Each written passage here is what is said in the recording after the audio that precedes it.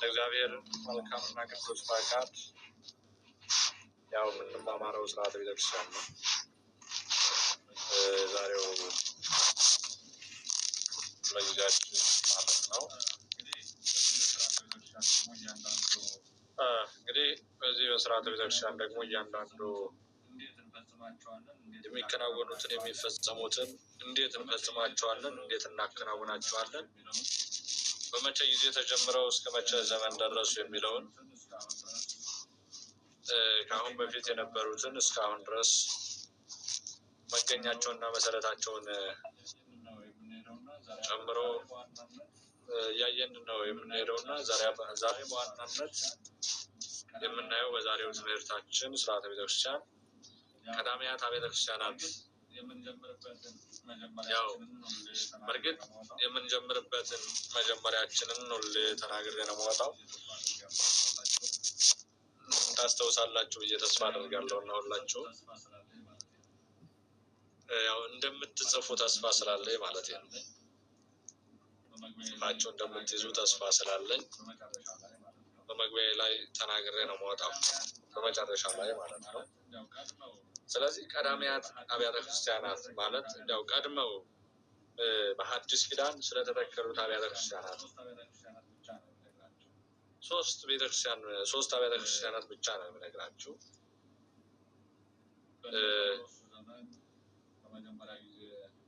በነ ጳውሎስ ዘመን በመጀመሪያ ጊዜ ፊልጵስዩስ ስለተተከለችው፣ ሁለተኛ በእስክንድርያ በነ ማርቆስ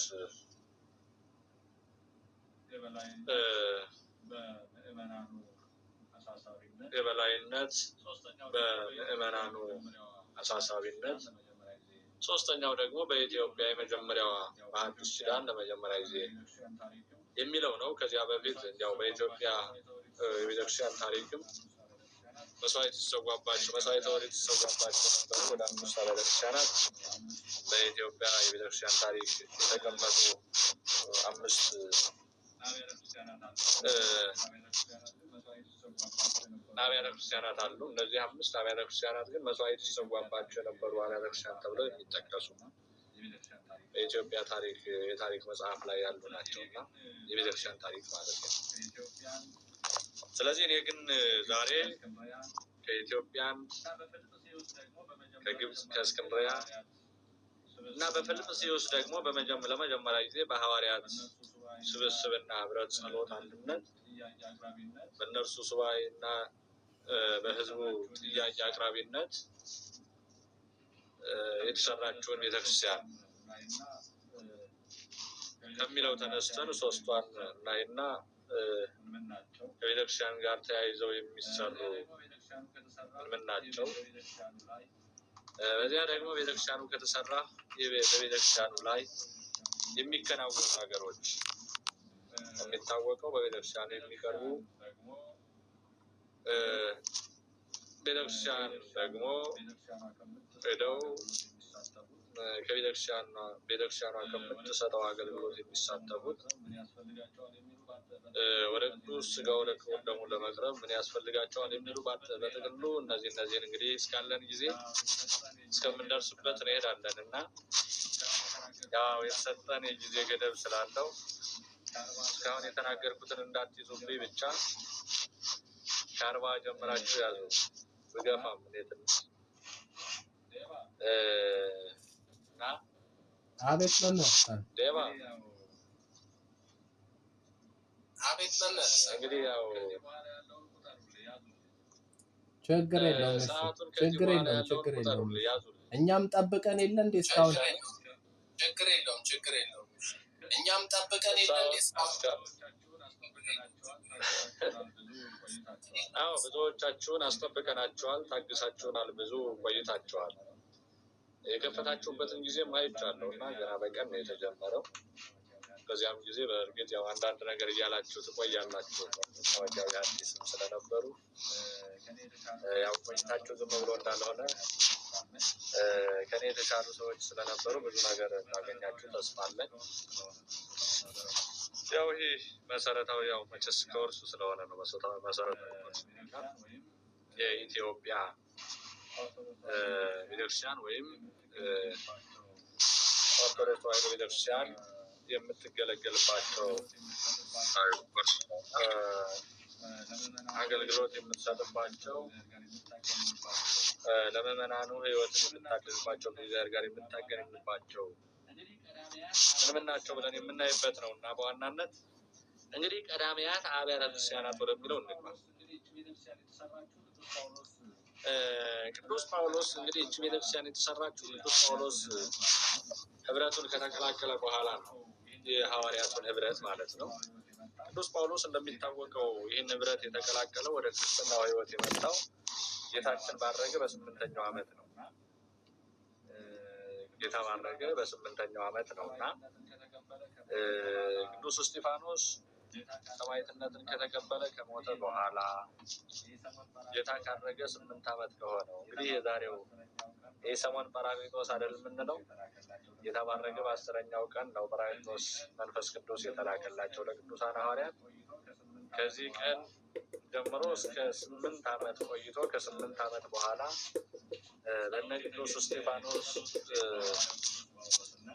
ጸሎት የተገኘ የጸሎት ውጤት ነው ሐዋርያው ቅዱስ ጳውሎስ እና የሚያደርጉትን አያውቁምና ይቅር በላቸው እያለ ስለ ገዳዮቹ የጸለየው ቅዱስ እስጢፋኖስ ማለት ነው።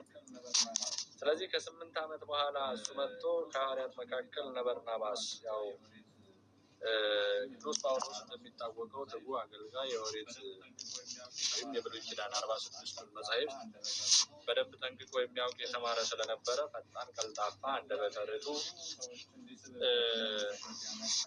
ያው እግዚአብሔር ብዙ ሰዎች እንዲስብበት ሊመልስበት ያመጣው ምርጥ ዕቃ ተብሎ የሚጠራ ነው። እስከ 3ኛው ሰማይ የተነጠቀ ብርሃነ ዓለም ተብሎ የሚጠራ ምርጥ ዕቃ ነው ሐዋርያው ቅዱስ ጳውሎስ እና ብዙ ነገርን ያደረገ ብዙ ቅዱስ ጳውሎስ ያልዳሰሰው ያልተናገረው ያላብራራው ነገር የለም እና ከሐዋርያት በኋላ ነው የመጣው። ግን ከነበሩት ሐዋርያት በተሻለ መልኩ በይበልጥ የሐዋርያት ስራ የእሱም እነዚህ 14 መልእክታት ስላሉት በመልእክታቱ እንደምንረዳው ጠንካራ፣ ብርቱ፣ ትጉ ሰው እንደነበረ በዚያም ላይ ብልህ፣ ጥበበኛ፣ አስተዋይ በጥበብ ወንጌልን ይሰብክ እንደነበረ ያስተምር እንደነበረ የሐዋርያው የቅዱስ ጳውሎስ በነገራችን ላይ ቁጥሩ ከሐዋርያት መካከል አይደለም፣ ግን ከአገልግሎቱ አንጻር ከስራው አንጻር ብርሃነ ዓለም ቅዱስ ጳውሎስ ሐዋርያ እያለ ነው የሚጠራው እና 11 ሐዋርያት ሌሎች ናቸው፣ ከሱ ውጭ ናቸው። 11 ሐዋርያት ከሱ በፊት የነበሩ እሱ ግን ከነሱ መምጣት ከ8 ዓመት በኋላ የተገኘ ከዲያቆናቱ መካከል እንኳን ያልሆነ ነው እና ግን አገልግሎቱ አሁን በርናባስ ብዙዎቹን አስከትሎ አብሮ እንዲያግዙት እንዲረዱት ያደረገ ነው። ከ72 አርድእት መካከል 72 አርድእት የምንላቸው በዚህ በጰራቅሊጦስ ዕለት እንደየአቅማቸው ከ15 ቋንቋ ጀምሮ ቋንቋ ተገልጦላቸዋል። መንፈስ ቅዱስን ታድለዋል። ወረደ መንፈስ ቅዱስ ላይ ለሐዋርያት ተመስሎ በነደ እሳት እያለ ቅዱስ ያሬድ እንደሚነግረን በእሳት ተመስሎ እየተከፋፈለ ለሐዋርያት ሲወርድና ሲደርስ መንፈስ ቅዱስ ለ72ቱ አርድእትም እንደየአቅማቸው ደርሷቸዋል። የመንፈስ ቅዱስ በእነርሱ ላይ ቋንቋ የሚያናግረው፣ የሚያጽናናው፣ የሚያረጋጋው መስተፍስሕ የተባለው በአዲስ ልሳን በአዲስ ቋንቋ እንዲያውቁ እንዲናገሩ ያደረጋቸው ሐዋርያት የመንፈስ ቅዱስ ለ70 ለእያንዳንዳቸው ደርሷቸዋል። በዚያን ዕለት ስለነበሩ ማለት ነው። ይሄ መንፈስ ቅዱስ ቅዱስ ጳውሎስ ግን ከዚያ ከ8 ዓመት በኋላ መጥቶ ከተጠመቀ በኋላ ሁሉንም ነገር ያገኘውና ቀድሞ የሄደውና እንግዲህ እሱ ከመጣ በኋላ ከበርናባስ ጋር ፊልጵስዩስ ወደምትባል ሀገር ለማስተማር ገቡ። በዚህ ሀገር ውስጥ ነው ይህ ጥያቄ የመጣ። ክርስቲያኑ በዙ፣ ምዕመናኑ በረከቱ፣ ሰፉ። በዚህ ጊዜ ለሐዋርያው ለቅዱስ ጳውሎስ እና ለበርናባስ ጥያቄ ቀረበላቸው በፊልጵስዩስ ምን የሚል እግዚአብሔርን የምናመልክበት መስዋዕት የምንሰዋበት እኛ ክርስቲያኖች በአንድ ላይ የምንሰበሰብበት የእግዚአብሔር ቤት ያስፈልገናል፣ ቤተክርስቲያን ያስፈልገናል፣ ትከሉልን አሉ። መካነ ጸሎት እንዲለዩባቸው ጳውሎስና በርናባስ እንደመኗቸው መካነ ጸሎት እንዲለዩባቸው ጳውሎስና በርናባስን ለመኗቸው። እነርሱ ግን ምን አሉ? የሰጡት መልስ ሐዋርያው ብርሃነ ዓለም ቅዱስ ጳውሎስና በርናባስ ይሄ በእኛ የሚሆን አይደለም፣ በእኛ ፈቃድ የሚሆን የሚከናወን ነገር አይደለም። ስለዚህ ለወንድሞቻችን ለቅዱሳን ሐዋርያት እንንገራቸው አሉና ይህን ጉዳይ ወደ ሐዋርያቱ ወደ ቅዱስ ጳውሎስ ወደ ቅዱስ ጴጥሮስ ይዘው ሄዱ። ጳውሎስና በርናባስ ማለት ነው። ጥያቄውን ወደ ሐዋርያት ወደ ቅዱስ የሐዋርያት ሰብሳቢና አለቃ ቅዱስ ጴጥሮስ ስለነበረ ወደ ቅዱስ ጴጥሮስ ወሰዱት ጉዳዩን። ሐዋርያት ተነጋገሩበት፣ ተወያዩበት። ከዚህ በኋላ ሱባኤ ያስፈልጋል። ሱባኤ ገቡ፣ ሱባኤ ያዙ። እንግዲህ በሱባኤው ላይ እነርሱ በያዙት ሱባኤ በሐዋርያት ህብረትና አንድነት በእነርሱ ስብስብ ጸሎትና ልመና ወደ እግዚአብሔር ጮሁ፣ ወደ እግዚአብሔር አቀረቡ፣ ልመናቸውን ለእግዚአብሔር ነገሩ። እግዚአብሔርም ለዚህ ጸሎታቸውን ልመናቸውን ሰምቶ ተገለጠላቸውና እነርሱ በጠየቁበት ሐዋርያትን ከያሉበት ሰብስቦ በፊልጵስዩስ በስተ ምስራቅ ወሰዳቸውና በዚያ አካባቢ የነበሩ 3 ጥቃቅን ድንጋዮች ነው። ታሪኩን ብዙ ጊዜ ሰኔ 20 እና 21 ላይ ስለዚህ ስለ ቤተ መቅደሱ አሰራር ስለሆነ ስለሚደረግ ስለምትሰሙት ሁላችሁም ታውቁታላችሁ። እና 3 ጥቃቅን የተራራቁ ድንጋዮች ተቀራርበው ጥቃቅንነታቸው ገዝፎ ቁመታቸው 24 ወርዳቸው 12 ክንድ በመሆን ቁመታቸው 24 ወርዳቸው 12 ክንድ በመሆን ድንጋዮቹ እየለመለሙ አድገው እነዚያ 3 ጥቃቅን ድንጋዮች የተራራቁ 3 ጥቃቅን ድንጋዮች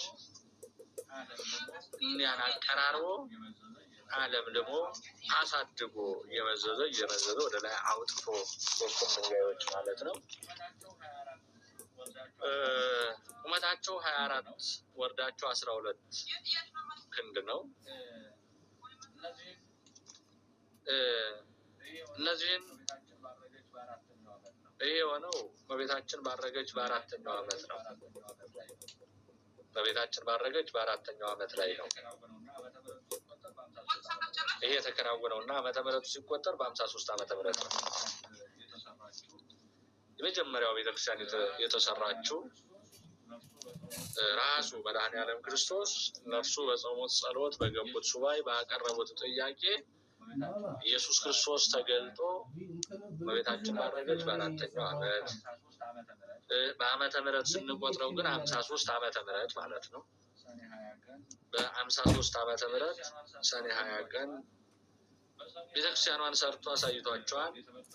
በሰኔ 21 ቀን ቤተ መቅደሱ ከብሯል። የመጀመሪያው ቤተ መቅደስ በ53 ዓመተ ምሕረት ሰኔ 21 ቀን ሰኔ 20 ቀን ቤተ መቅደሱ የታነጸበት ነው። ሰኔ 21 ቀን ደግሞ እንግዲህ መድኃኔዓለም ክርስቶስ ሐዋርያቱን ሰብስቦ እርሱ ቀድሶ እናታችን ወላዲተ አምላክ ድንግል ማርያምን ያው ታቦት አድርጎ ቅዱስ ሥጋውን ክቡር ደሙን ፈትቶ ለሐዋርያት የሰጠበት ስለ ቤተ መቅደሱ የሚነገርበት በዓል ነው። በዚህ ዕለት ሰኔ 21 ማለት ነው። እና እንግዲህ እስከ 53 ዓመተ ምሕረት ግን በምን ሲገለገሉ በምን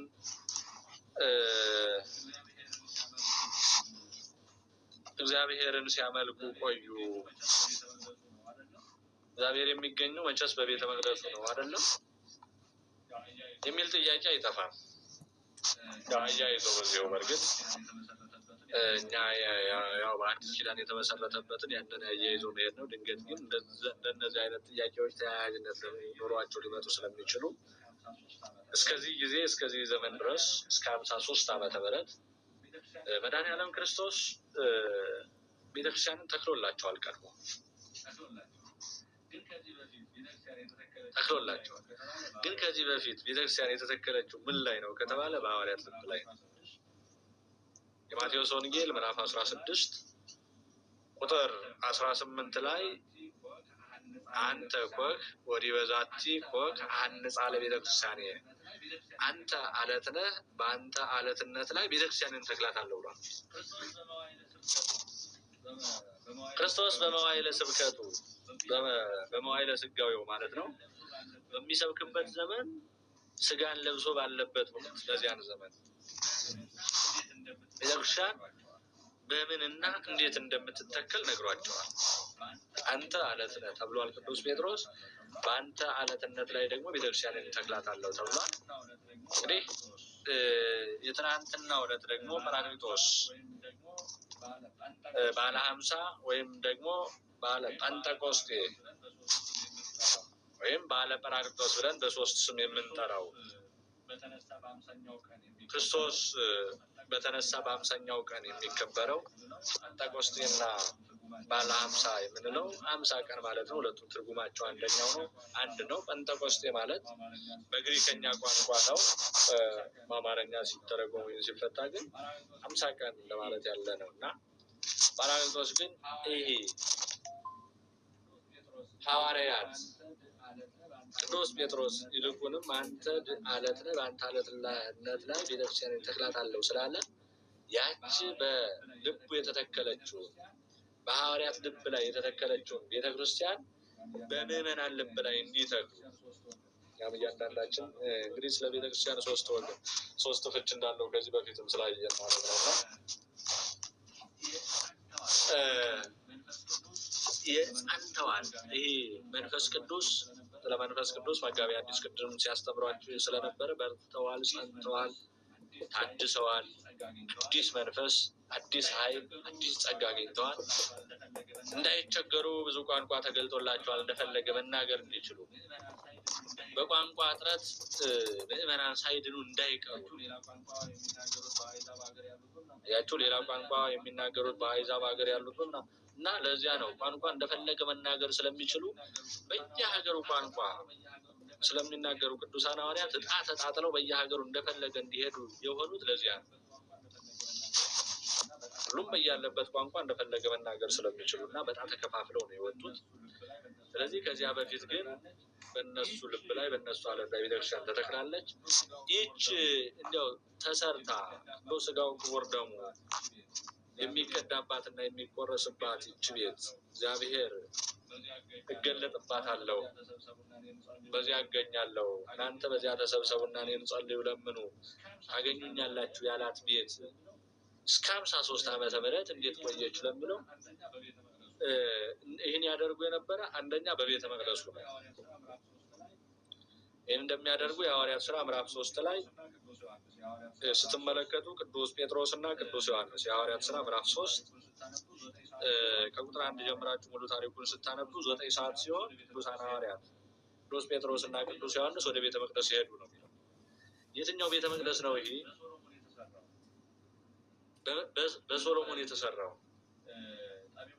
ለመጀመሪያ ጊዜ ጠቢቡ ሶሎሞን የሰራው ቤተ መቅደስ የአይሁድ ቤተ መቅደስ በአይሁድ ምኩራብ እየተባለ የሚጠራው አይሁዳውያን በየዓመቱ በዓመት አንድ ጊዜ በይበልጥ በያሉበት ተሰብስበው የሚገናኙበት ቤተ መቅደስ። በዚህ ቤተ መቅደስ ቅዱሳን ሐዋርያት ያመልኩ እንደነበረ ለዚያ ነው ይህን ቤተ መቅደስ በብሉይ ኪዳን የነበረውን አሰራሩ እንዴት ተያይዞ እንደመጣ ከዘመነ አበው ከብሉይ ኪዳን ከዘመነ ወንጌል እያለ ያየነው ከዛ ተያይዞ ቅዱሳን ሐዋርያትም በዛ እየተሰበሰቡ ያመልኩ እንደነበረ ከዚያም በተዘለለና በተረፈ ደግሞ በክርስቲያኖች ቤት ላይ እየተሰበሰቡ እግዚአብሔርን ያመልኩ ነበር። አሁን ግን ቁጥራቸው በዛ ሰፋ። የአንድ ክርስቲያን ቤት ለይተው እንኳን መካነ ጸሎት እንዲያው የጸሎት ቦታ ለማድረግ ስለማይችላቸው ስለሚጠባቸው ሰፊ ቤተክርስቲያን እግዚአብሔር ብቻ የሚመለክበት ከብዙ ነገር የራቀና የጸዳ ንጹህ የሆነ ቤት እግዚአብሔር ያው ንጹሕ ባህሪ ስለሆነ ንጹህ ነገር ስለሚፈልግ ንጹህ ቤት ቅዱስ ስለሆነ በባህሪው ሊቃነ ጳጳሳት በእነ ቅዱስ ጴጥሮስ በሐዋርያቱ ላይ ተባርኮ ተቀድሶ ቅዱስ አምላካችን እግዚአብሔር የሚመሰገንበት የተለየ ቦታ ስለሚያስፈልገው በዚህ ዓመተ ምህረት ይህ ቤተክርስቲያን ተሰራ ማለት ነው። በ53 ዓመተ ምህረት ይህ የመጀመሪያው ቤተክርስቲያን ነው። ሁለተኛው ቤተክርስቲያን በ60 ዓመተ ምህረት ሁለተኛው ቤተክርስቲያን በ60 ዓመተ ምህረት እንግዲህ መመሪያ እየሰጡ ነው መሰለኝ። በጽሁፍ መመሪያ እያስተላለፉ ነው። መመሪያውን ተቀበሉ። አዲስ ለሆናችሁ ይመስለኛል። ከዚህ በፊት ያው መመሪያ አስተላልፈው ስለነበረ እነዴባ እኛም መመሪያውን ለመፈጸም ነው እንዲሁ ዝም ብለን በጨለማ ወጥተን መከራ የምናየውና ለመታየት ሳይሆን እንዲያው ትእዛዙን መመሪያውን ለማክበር ነው እና በዚህ መካከል ድምጽ ይሰማል አይደል? ይሰማል። የሚቆራረጥ ድምጽ ምናምን የለም። ይሰማል። ድንገት የሚረብሽ ድምጽ ካለ በጣም ጥሩ። እሺ፣ ስለዚህ ሁለተኛዋ ቤተክርስቲያን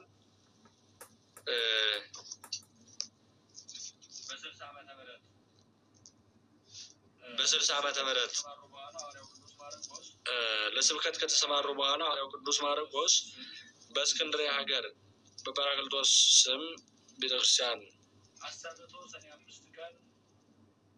አሰርቶ ሰኔ 5 ቀን 61 ዓመተ ምህረት ቅዳሴ ቤቱን አክብሯል ማለት ነው። ሰኔ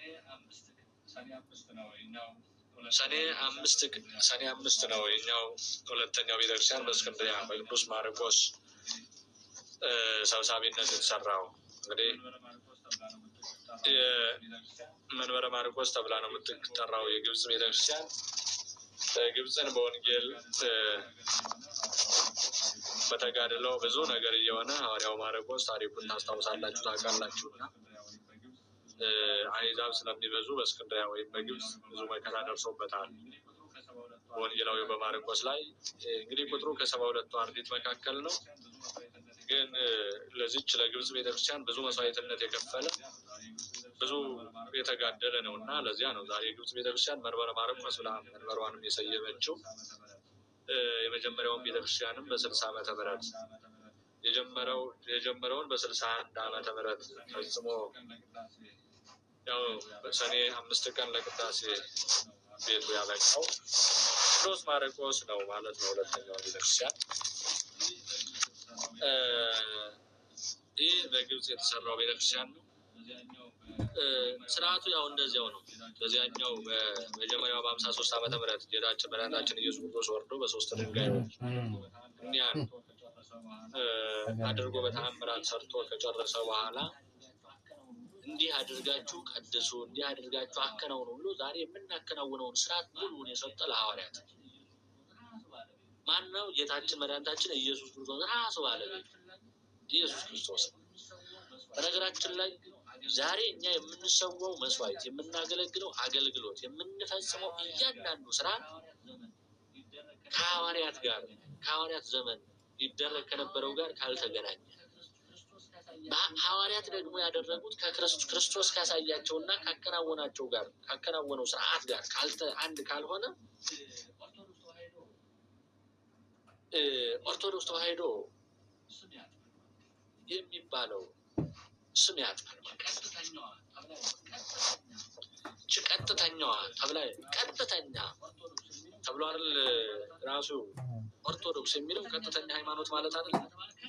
ስለዚህ ቀጥተኛነቱ ከማን ጀምሮ ነው ከተባለ ከክርስቶስ አንስቶ ያለው ቀጥ ብሎ ተያይዞ የመጣው አስተምሮታችን ከዚያ ጋር ካልተገናኘ ከዚያ የተለየ አስተምሮት የሚያስተምር ካለ ቤተክርስቲያን የምትለየው ለዚያ። ስለዚህ ይህን ስርዓት በነገራችን ላይ ስለ ስርዓት ብዙ ጊዜ የተጻፈው 81 መጽሐፍ ቅዱስ ብለን እኛ የምንቀበለው 8 የስርዓት መጻሕፍቶች አሉ። ስለዚህ ቀሌምንጦስ የጻፈልን መጽሐፈ ቀሌምንጦስ የምንለው እያንዳንዱ ስርዓት የምናገኘው በዚያ ውስጥ ክንውኖቹን ስርዓቶቹን እና እነዚህ ደግሞ እነዚህን የጻፉት ሐዋርያውያን አበው የሚባሉ ከሐዋርያት እግር ስር ቁጭ ብለው የተማሩ የሐዋርያት ደቀ መዛሙርት ናቸው። የሐዋርያት ደቀ መዛሙርት ናቸው። እነዚህ 8ቱን የሥርዓት መጻሕፍት ጽፈው ያስቀመጡልን ማለት ነው። ጽፈው ያስቀመጡልን። ይሄ ግን ከአራቱ ወንጌላውያን ክርስቶስ ከተናገረው ጀምሮ ያሉት እኒህ መጻሕፍት አዲስ ኪዳን ያሉት መጻሕፍት ክርስቶስ ከተናገራቸው ጀምሮ ሐዋርያት እስካስተማሯቸው ትምህርት ሐዋርያት ያብራሯቸው፣ የተረጎሟቸው፣ የተናገሯቸውን በዚያ መካከል አለ። እነዚህ ደግሞ በመጽሐፍ ቅዱስ የተመደቡት አበው የሥርዓት መጻሕፍት የምንላቸው ከሐዋርያት እግር ስር ቁጭ ብለው የሐዋርያትን ሥርዓት የተማሩት የሐዋርያት ደቀ መዛሙርት የጻፉት ናቸው። 8 የሥርዓት መጻሕፍት እና በዚያ መልኩ ነው የምናገኘው። እና ይህ ሥርዓቱ በማርቆስ የተሰራው በ60 ዓመተ ምህረት የተሰራው ቤተክርስቲያን ከዚያ በኋላ ደግሞ በኢትዮጵያ የተሰራችው ቤተክርስቲያን በ334 ዓመተ ምህረት ነው። በኢትዮጵያ ያው እንግዲህ ለመጀመሪያ ጊዜ የአዲስ ኪዳን መስዋዕት የተሰዋው ቅዱስ ቁርባኑን ምዕመናን የተቀበሉት በኢትዮጵያ ይህች ቤተክርስቲያን የተሰራችው በ327 ዓመተ ምህረት ፍሬምናጦስ ወይም አቡነ ሰላማ ከሳቴ ብርሃን ብለን የምንጠራቸው ከነ ቅዱስ አትናቴዎስ ጵጵስናን በአትናቴዎስ እጅ ጵጵስናን ተሹመው ወደ ኢትዮጵያ እንደመጡና ከዚያ በኋላ የሥርዓተ ክህነቱን እንደተከናወነ ነው። በእርግጥ በአዲስ ኪዳን የተጀመረው በኢትዮጵያ በጳኮስ ብለን በምንጠራው በኢትዮጵያዊው ጃንደረባ አማካኝነት በ30 ዓመተ ምህረት በ34 ዓመተ ምህረት ነው። ይህ ያው ሐዋርያት ዕጣ በተጣጣሉበት በዚያው ዘመን ሐዋርያት ለአገልግሎት ተልእኮ ተጣጥለው ተከፋፍለው ወደ ሀገር መውጣት በጀመሩበት በዚያውን ዘመን ያው በዚያ እንደተገኘና በፊልጶስ አማካኝነት ምዕራፍ 8 ላይ ያለ የሐዋርያት ሥርዓት ሙሉ ታሪኩ ምዕራፍ 8 ላይ ሐዋርያት ሥራ ላይ ያለ እንግዲህ የነብዩን የኢሳያስን ምዕራፍ 53 ላይ ያለውን ታሪክ እያነበበ እንደነበረና ያንን አስረድቶ ተርጉሞለት ፊልጶስ እንዳጠመቀውና ያን ጥምቀት ወደዚህ አዲስ ኪዳን ክርስትናውን ይዞ እንደመጣ እነዚህ ግን የቅዱስ ሥጋው ክቡር ደሙ የክህነቱ አገልግሎት በዋናነት የገቡት በአቡነ ሰላማ በፍሬምናጦስ ነው። ይህ የተከናወነውና የሆነው ደግሞ በ327 ዓመተ ምህረት ነው። 327 ዓመተ ምህረት ከዚያ ተገኝቶ ያን ይዞ መጥቶ ይህ አስተምህሮቱ አገልግሎቱ ከ28 ዓመተ ምህረት ጀምሮ በኢትዮጵያ ላይ አባ ሰላማ ከሳቴ ብርሃን ፍሬምናጦስ እንዳስተላለፈና ብዙ መጻሕፍቶችን ተርጉሞ ካህናትን ሹሞ በሊቀ ጵጵስና ለመጀመሪያ ጊዜ ጳጳስ ሹማ ኢትዮጵያ በራሷ ስትመራ እንደቆየች ከዚያ በኋላ ደግሞ ያው ቤተክርስቲያን ስለሚያስፈልግ የመጀመሪያዋ ከዚህ ዘመን ቆይታ በኋላ በሀገራችን በኢትዮጵያ ለመጀመሪያ ጊዜ የአክሱም ጽዮን ቤተክርስቲያን ከተጠናቀቀ በኋላ በ334 ዓመተ ምህረት በአቡነ ሰላማ ከሳቴ ብርሃን የቅዳሴ ቤተክርስቲያኗ ስርዓት ተጠናቆ ስራ ጀምራለች። እቹም ቤተክርስቲያን 12 መቅደስ፣ ኤላም፣ አይከል፣ ዳቤር ብለን በዚያ በ3 ከፍለን ያየናቸው ቅድስት መቅደስ፣ ቅኔ፣ ማህሌት የምንላቸው 3 ክፍሎች ያሉት ቤተ መቅደስ እንደተሰራ ነው። ይህ ስርዓቱን ያከናወነ 3 ክፍሎች ያሉት ቤተ መቅደስ አክሱም ጽዮን እንደተሰራና በሐዲስ ኪዳኑ አገልግሎት በ334 ዓመተ ምህረት እንደተከናወነ ስርዓተ ቤተክርስቲያናችን ይነግረናል። እንግዲህ ስርዓተ ቤተክርስቲያኑ ያስተምረናል። ስለ ቤተክርስቲያን እንግዲህ እነዚህ ቤተክርስቲያን የመጀመሪያዋ በ53 ዓመተ ምህረት፣ ሁለተኛው በ60 በፊልጵስዩስ ሁለተኛው ቤተክርስቲያን በእስክንድርያ በ60 ዓመተ ምህረት ሶስተኛው ቤተክርስቲያን ደግሞ ወደ ሀገራችን ወደ ኢትዮጵያ ማለት ነው በሀገራችን በኢትዮጵያ ውስጥ 334 ዓመተ ምህረት በአቡነ ሰላማ ተከናወኑ ማለት ነው። እንግዲህ ከዚህ ጋር ተያይዞ ከቤተክርስቲያን ጋር አብረው የሚሰሩ ቤቶችን እነዚህን ያዙልኝ። በይበልጥ አንዳንዶቹ እነዚህ ከቤተክርስቲያን ጋር ተያያዥነት ያላቸው በከተማ ቤተክርስቲያን ሁላችን በምንገኝበት እና ባለንበት አንዳንዶቹ እየቀሩ ግን በስርዓቱም እንደተቀመጠው ከቤተክርስቲያን ጋር ተያይዘው የሚሰሩ ለቤተክርስቲያን አስፈላጊ የሆኑ ወደ 6 የሚደርሱ በዋናነት አሉ። ሌሎቹ እንደየአቅም እንደ ቤተክርስቲያኑ አቅም ሆነው የሚሰሩ አሉ። በዋናነት ግን እነዚህ 6ቱን ተይዞልኝ ያላቸው አንደኛው ደጀ ሰላም፣ ሁለተኛ ዕቃ ቤት፣ ሶስተኛ የደወል ቤት፣ አራተኛ የግብር ቤት፣ አምስተኛ የጥምቀት ቤት፣ ስድስተኛ ቤተልሔም። ስለዚህ እንግዲህ ከቤተልሔም ጀምሮ እስከ ደጀ ሰላም ድረስ ያሉት ማለት ነው። ደጀ ሰላም አለ፣ የዕቃ ቤት አለ፣ የደወል ቤት አለ፣ የግብር ቤት አለ፣ የጥምቀት ቤት አለ፣ ቤተልሔም። እነዚህ 6 ነገሮች ከቤተክርስቲያኑ ጋር ተያይዘው የሚሰሩ ናቸው። እሺ ደጀ ሰላም በሉ። ከደጀ ሰላም የጀመርኩት በነገራችን ላይ ዛሬ ላይ በከተማ ውስጥ እየጠፋ ያለው ይህ ስለሆነ ያው ይታወቃል። የጥምቀት ቤት፣ ቤተልሔም የማይቀሩ ናቸው። እነዚህ የግብር ቤት፣ የጥምቀት ቤት፣ ቤተልሔም ተያይዘው አብረው ይሰራሉ። እነዚህ ግን በይበልጥ ደጀ ሰላም የምንለው በከተማው ቤተክርስቲያን ላይ ምንድን ነው እንዴት ነው እስከ ማለት ልንደርስ ይመስለኛል። ለምን እየተተወ ስላለ በኢትዮጵያ ቤተክርስቲያን የስርዓት ትምህርት ላይ ግን በዋናነት አስፈላጊ እንደሆነ ለምን ያስፈልጋል የሚለውንም እያንዳንዳቸውን እናያለን። ደጀ ሰላም፣ የዕቃ ቤት፣ የደወል ቤት፣ አንደኛው ደጀ ሰላም፣ ሁለተኛው የዕቃ ቤት፣ ሶስተኛው የደወል ቤት፣ አራተኛው የግብር ቤት፣ አምስተኛው የጥምቀት ቤት፣ ስድስተኛው ቤተልሔም። እነዚህ ለቤተክርስቲያን ሕልውና አስተዋጽኦ ያላቸውና ልዩ ልዩ አገልግሎቶች የሚከናወኑባቸው ቤቶች ናቸው። ለቤተክርስቲያን ሕልውና አስተዋጽኦ ያላቸው እነዚህ በሉና ያዟቸው። ለቤተክርስቲያን ሕልውና አስተዋጽኦ ያላቸውና ልዩ ልዩ አገልግሎቶች የሚከናወኑባቸው ቤቶች ናቸው።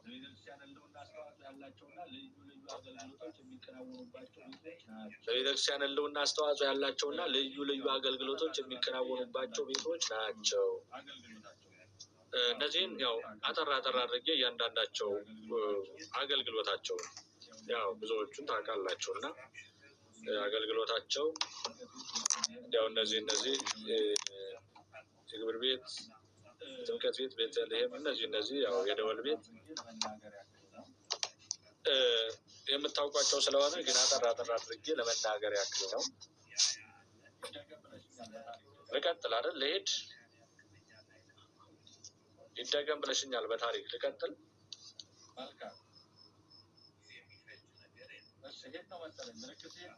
መልካም እሺ፣ ሄድ ነው መሰለኝ። ምልክቱ ሄድ ነው አይደል? ሄድ ወደፊት። እሺ፣ በጣም ጥሩ። ስለዚህ ደጀ ሰላም ይሄ ቤተክርስቲያን ከቤተክርስቲያን በስተምዕራብ ይሰራል። ይኸውም ከውጭ ወደ ቤተክርስቲያን በሚያስገባ ዋና በር ላይ ነው የሚሰራው። ደጀ ሰላም የሚለው ይሄ ከቤተክርስቲያን በስተምዕራብ ይሰራል። በስተምዕራብ በኩል ነው የሚሰራው። ይኸውም ከውጭ ወደ ቤተክርስቲያን በሚያስገባው ዋና በር ላይ ነው። ይህ ቤት ብዙ ጊዜ ያው አገልግሎቱ ለካህናት ማረፊያ፣ ለንስሐ መግቢያ፣ ለፍትሐት ነው አገልግሎቱ።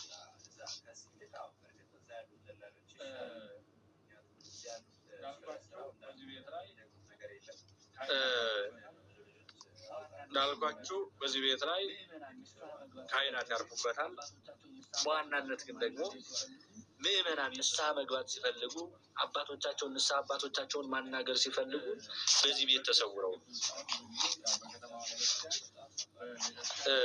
እና በቤተክርስቲያን ግቢ ውስጥ አሁን ብዙ ጊዜ ያው በከተማዋ ቤተክርስቲያን በግቢ ውስጥ ነው እና ምዕመናን ንስሐ አባቶቻቸውን አግኝተው የሚያዋሩት የሚያገኟቸው ንስሐ የሚገቡት በዛ ነው። ግን እንዲያው በዚህ ቤት ውስጥ አንደኛ ብቻቸውን ነው የሚያናግሩት። ሰው እንዳያቸው እንዳይሰማቸው ሰወር ብለው ንስሐ ለመግባት ብዙዎቻቸው እኮ ንስሐ ለመግባት እየፈሩ እያፈሩ ያው መቼስ ስንሰራው ያላፈርንበትና ያልፈራንበት ኃጢአት ነውና ለሰው ስንናገረው የሰራነውን ነገር ሰው አላየንም ብለን ብዙ ነው ስለምናስብ እንዲያው ስንናገረው ምንም አባቶቻችን ቢሆኑ ንስሐ አባቶቻችን ናቸው። ምስጢራችን ጠባቂዎች፣ የእኛን ኃጢአት ተሸካሚዎች፣ በደላችን አቅላዮች፣ አራቂዎች ፈትተው ለመጨረሻው ለመንግስተ ሰማያት በረፍት የሚያኖሩ ከእግዚአብሔር ጋር የሚያገናኙን አባቶቻችን ናቸው። ሌሎች ሰዎች ግን እንዳንሳቀቅ ከሌ መጣ ከሌ ቀረ እንዳይባል በዚያ ውስጥ በዚህ በደጀ ሰላም ውስጥ ነው ንስሐ ለመግባት የበለጠ አመች የሚሆነው እና ሌላ ጊዜ ደግሞ የፍትሐት ምዕመናን ካረፉ ከሞት በኋላ ያለው ወደ ቤተክርስቲያን ከመጡ በኋላ የመጨረሻው ፍትሐተ ጸሎት የሚከናወነው የቤተክርስቲያን ማለት ነው። አስከሬን የሚያርፍበት ጸሎተ ፍትሐት የሚከናወንበት በዚያ በደጀ ሰላሙ በር ላይ ነው። በስተምዕራብ በኩል ያርፋል። በዚያ በር ላይ ነው የሚከናወነው የሚፈጸመው ማለት ነው። ስለዚህ በዋናነት አስፈላጊነት አለው። ከቤተክርስቲያኑ በስተምዕራብ በኩል ነው ቤተክርስቲያኑ በስተምዕራብ በኩል ይሰራል ማለት ነው። ይህ ደጀ ሰላም። ሌላው ዕቃ ቤት ነው። ሁለተኛ ብለን የጠራ ነው። ዕቃ ቤት ውስጥ ለጊዜያዊ አገልግሎት ሆነ ረዘም ላለ ጊዜ የሚወጡ ንዋያተ ቅድሳት፣ አልባሳት፣ መጻሕፍት የሚቀመጡበት ቤተ መዛግብት ተብሎ ይጠራል። በሌላ አጠራር ቤተ መዛግብት ነው። በዚህ ቤት ውስጥ ብዙ ያው እንግዲህ የተለያየ እንደ ቤተክርስቲያኑ አቅም ዕጣን፣ ጧፍ፣ የተለያዩ ጥላዎች፣ ንዋያተ ቅድሳት፣ አልባሳት፣ የተለያዩ የቤተክርስቲያኑ ንብረቶች የሚቀመጡበት ነው ዕቃ ቤት ብለን የምንጠራው። ሶስተኛው የደወል ቤት የተለያየ ስያሜ ያለው መጥቅ፣ ቃጭል፣ መረዋ፣ ነጋሪት ይባላል። እንግዲህ መጽሐፈ ቀሌምንጦስ እንደሚለው 3 ክንድ ርዝመት 1 ክንድ ስፋት ያለው መጥቅ ነው የሚለው ቀሌምንጦስ እንደሚነግረን። ይህ ደወል፣ መጥቅ፣ ቃጭል፣ መረዋ፣ ነጋሪት ብለን የምንጠራው 3 ክንድ ርዝመት ስፋቱ 1 ክንድ ነው። ርዝመቱ 3 ክንድ ነው ሲሰራ ማለት ነው። መጥቅ አብኖስ ከሚባል እንጨት በኖህ ዘመን ተሰርቶ በነግ ለጸሎትና ለግብር፣ በቀትር ለምግብ፣ በሰርክ ለማሰናበት ይመታ ነበር። ይህ በቀን 3 ጊዜ የሚመታው መጥቅ በዕለተ ምጽአት 3 ጊዜ የሚደረገው ንፋተ ቀርን ምሳሌ ነው። ዛሬም ቢሆን በቤተክርስቲያን ለተጋቦ፣ ለግብር፣ ለወንጌል፣ ለግዚዮታ፣ ለድርገት ያገለግላል። በእነዚህ ጊዜያት ዛሬ ላይ ቤተክርስቲያን ትጠቀምበታለች እንደሆነና ያው ንፋተ ቀርን የሚለው በነገራችን ላይ 3 ጊዜ ነው። በዕለተ ትንሣኤ በምጽአት ዕለት ማለት ነው። ቅዱሳን መላእክት ንፋተ ቀርን የሚነፉት በዚያን ጊዜ ነው። ያ የተበታተነው አጽም ያ ያልነበረው ስጋ በየቦታው ተሰብስቦ እና አንድ ሆኖ ሁላችንም አዲስ ሰው አዲስ ፍጡር ሆነን የምንነሳው የዚያ ምሳሌ ነው 3 ጊዜ የሚለውን እና ዛሬ ላይ በቤተክርስቲያን የሚደረገው ታውቃላችሁ። ለተጋቦ ቅዳሴ ሲገባ ይደወላል። ግቡ ተሰብሰቡ ጸሎቱ ስርዓተ ጸሎቱ እየተጀመረ ነው ለጸሎት ትጉ ቁማችሁ ጸልዩ ቅዳሴው እስኪጠናቀቅ ድረስ በቤተክርስቲያን ተሰብሰቡ ማለት ነው ተጋቡ ማለት መሰብሰብ ማለት ነው መሰብሰብ ማለት ነውና እንዲሰበሰቡ ወደ ቤተክርስቲያን እንዲገቡ የመጀመሪያው ለተጋበው ይደወላል እንግዲህ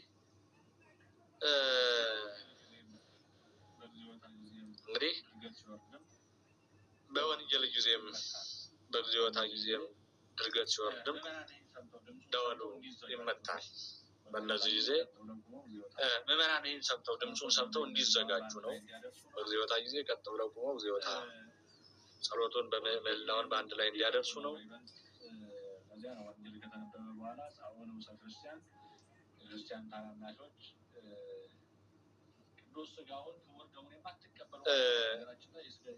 በወንጌል ጊዜም ደግሞ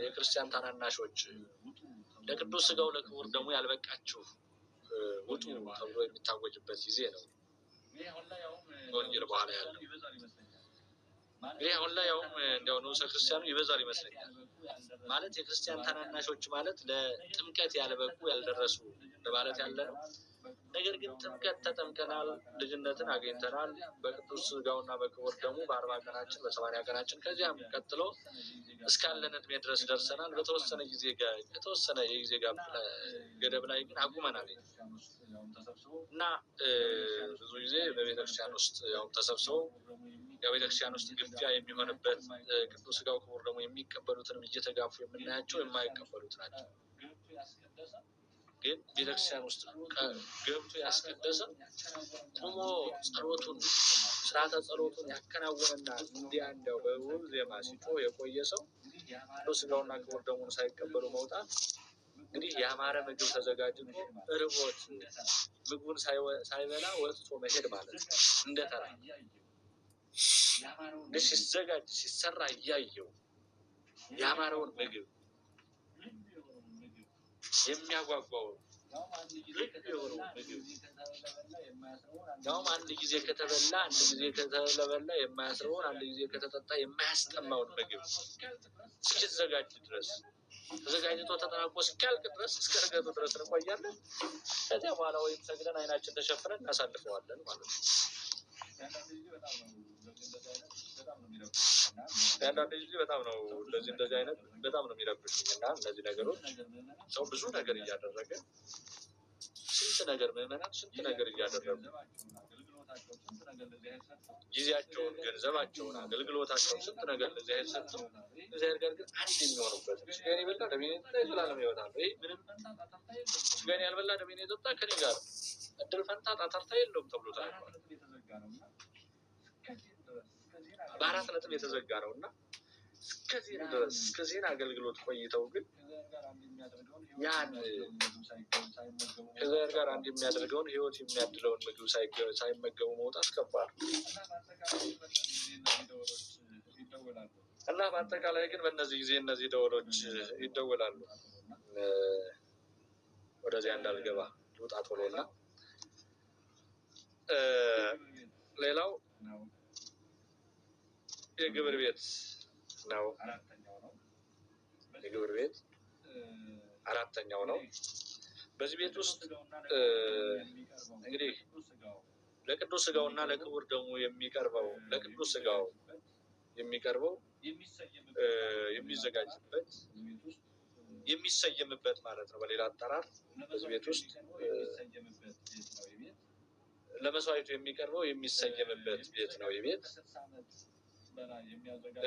የሚዘጋጀው ከ60 ዓመት በላይ የሚያዘጋጀው በዚህ ውስጥ ከ60 ዓመት በላይ የሆኑ በይበልጥ ሐዋርያው ቅዱስ ጳውሎስ ዲያቆናዊት የምትባል ሴት ከዲያቆናት መካከል አንዱ ለሴት የሚሰጥ ስልጣን ዲያቆን የሚለው ስልጣን አንዱ ለሴት የተሰጠ ነው ዲያቆናዊት የሚለው የዲያቆንን ማድረግ አይተናል እንዴ አይተላናል ካረሳችሁ የክህነትን አረ የክህነት አገልግሎት ከጳጳስ ጀምረን አላየን እንዴ አጻዊው እንዴ አጻው የውህት አናጉንስጢስ መዘምር ንፍቅ ዲያቆናዊት ብለን አላየንም።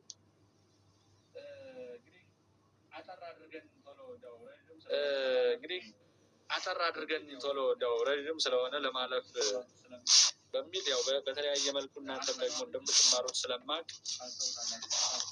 አልፈነዋል እንጂ ተመረናል። ታስተውሳላችሁ ጽፋችኋል ብዬ አስባለሁና ማስታወሻችሁን ገለጽ አድርጋችሁ እዩ። ስለዚህ ዲያቆናዊት የምትባል ከዲያቆን መካከል አንዱ ለሴት የተሰጠ ይቺ ዲያቆናዊት ቅዱስ ጳውሎስም እንደነገረ ከ60 ዓመት በላይ የሆነች ነው። የአንድ ባል ሚስት የነበረች እንዲያው በሰፈር እየዞረች ነገር ከዚያና ከዚህ የማትለቃቅም ወረኛ ያልሆነች እያለ ነው በደንብ አድርጎ ጳውሎስ የተናገረው። ሴቶች ተጠንቀቁና ይህን ስታደርጉ ነው ለ60 ዓመት ስትበቁ ይህን ክብር የምታገኙት። አንድ የተቆጣጠረች የአንድ ባል ሚስት ብቻ የሆነች አንዳንድ ጊዜ ታውቃላችሁ አይደለ ሴቶች ጭምቶች ቁጥቦች የሚሆኑ ብዙ ጊዜ ከቤታቸውም ሰብሰብ ብለው የሚቀመጡት ትዳር ሲኖር ነው፣ ባል ሲኖር። ስለዚህ ባል የሌላት ናት ሴት ለ60 ዓመት የደረሰች ባል የሌላት እና እንዲያው የትዳር አጋራቸው ከሌለ እግር ያበዛል። እውነት ነው አይደል? እግር ያበዛል መውጣት ማለት ነው። እንዲያው በሰፈሩ በምኑ ይህ ምንድን ነው ወሬ ያለበት አካባቢ ጨዋታ ያለበት ጨዋታ እንበለው እና ጨዋታ ባለበት አካባቢ ሄደው በዚያ እንዲያም እንዲህም ስለሚሉ ይቺ ሴት ግን አንደበቷንም አይምሮዋንም ሰውነቷንም የተቆጣጠረች 60 ዓመት የሞላት ለዚህ ክብር የታደለች ማለት ነው። ይህን የምትሰይም እዚህ በግብር ቤቱ አገልግሎት የምትሰጥ ማለት ነው። ግብር ቤቱ የሚዘጋጀው ለእሷ ነው። በዚህ አገልግሎት የምትሰጠው ከ60 ዓመት በላይ እንደሆነች እና በዚህ ውስጥ የጸናች ይህን አሁን ያልናቸውን ነገሮች ሁሉ ማከናወን የምትችል ናት መሆን አለባት ማለት ነው።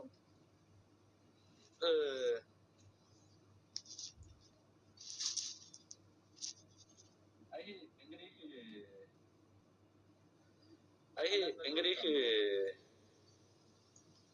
አንዳንድ ነገሮች አሉ።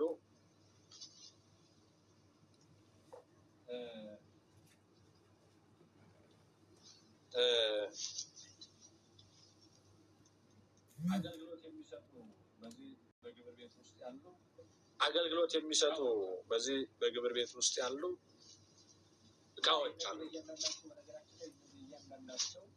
እና የነዚህ በእያንዳንዳቸው በነገራችን ላይ የነዚህ እያንዳንዳቸው ምሳሌ ያላቸው በቤተክርስቲያን እየሰማችሁ ነው።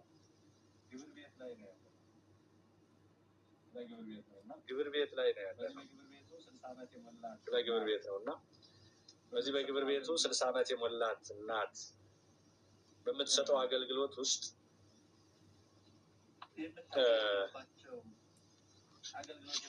የምታገለግልባቸው አገልግሎት የምትሰጥባቸው እቃዎች አሉና እነዚህ እንዲያው መውገጫ ማይረስ የምንላቸው አሉና እናቱ የሔዋን ልጁ የአዳም እያል ታውቃላችሁ።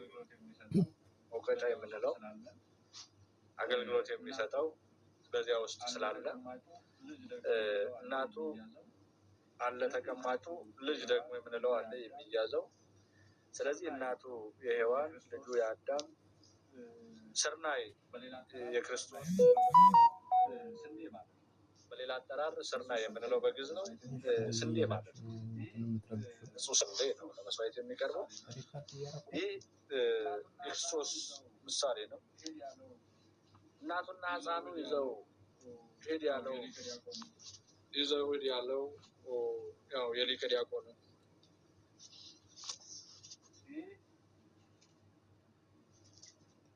ይህ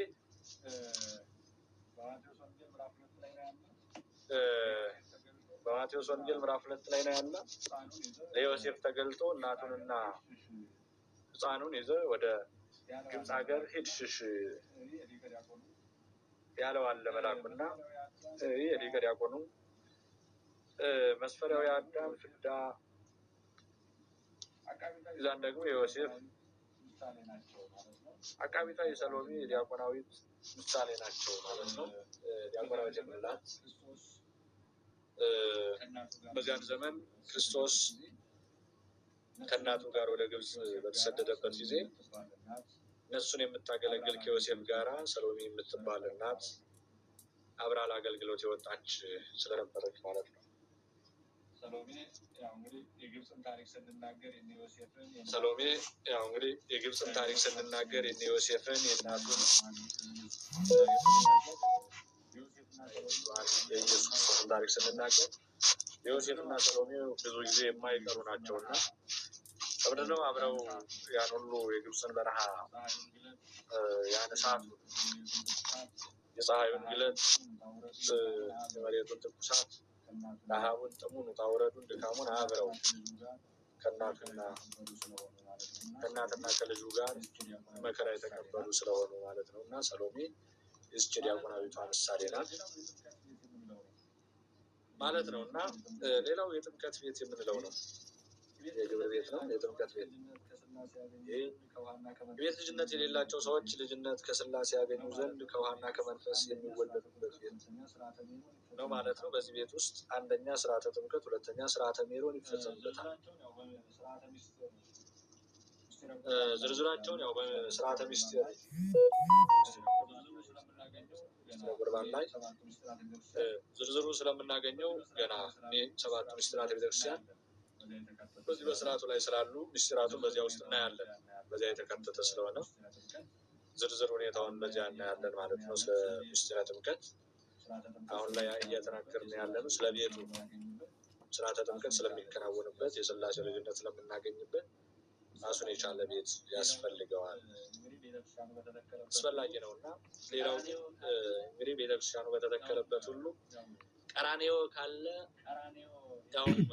ያው ቀራኔዮ የተገኘው በቤተልሔም ነው። ክርስቶስ መጀመሪያ የተገኘው ቤተልሔም ነው አይደል? የተወለደው ከቤተልሔም ነው ወደ ቀራኔዮ ያደገው።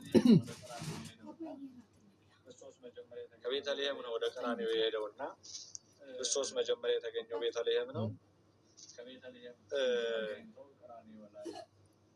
ከቤተልሔም ተገኝቶ ቀራኔዮ ላይ ስጋውን ቆርሶ ደሙን አፍስሶ ሕይወትን ሰጠን ማለት ነው። ቀራኔዮ የቤተክርስቲያን ቤተልሔም ደግሞ ያው ክርስቶስ የተገኘባት ቤት እና በዚህ ቤት ውስጥ ያው እንግዲህ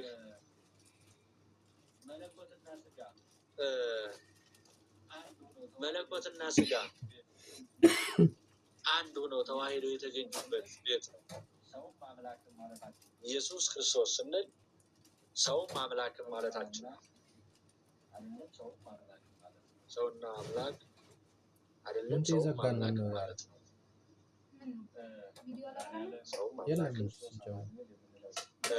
መድኃኒዓለም ኢየሱስ ክርስቶስ አማኑኤል የምንለው ስም የተገኘው ከዚህ ከቤተልሔም በተገኘው ነውና ይህ የሚገኝበት ሰው አምላክም መለኮት አምላካችን እግዚአብሔር የሚገኝበት ቦታ ነው። ስሙ ቤተልሔም ማለት የእንጀራ ቤት ማለት ነው። ትርጓሜው ቤተልሔም ማለት ውስጥ ዳቦ ማለት ያለ ነው። ልሔም ብሎ ሲጠራ በግዙ አጠቃላይ ግን ፍቹ የእንጀራ ቤት የርስት ቤት ማለት ነው። ቤተልሔም ማለት ትርጉሙ እና በዋናነት ግን ክርስቶስ የተገኘበት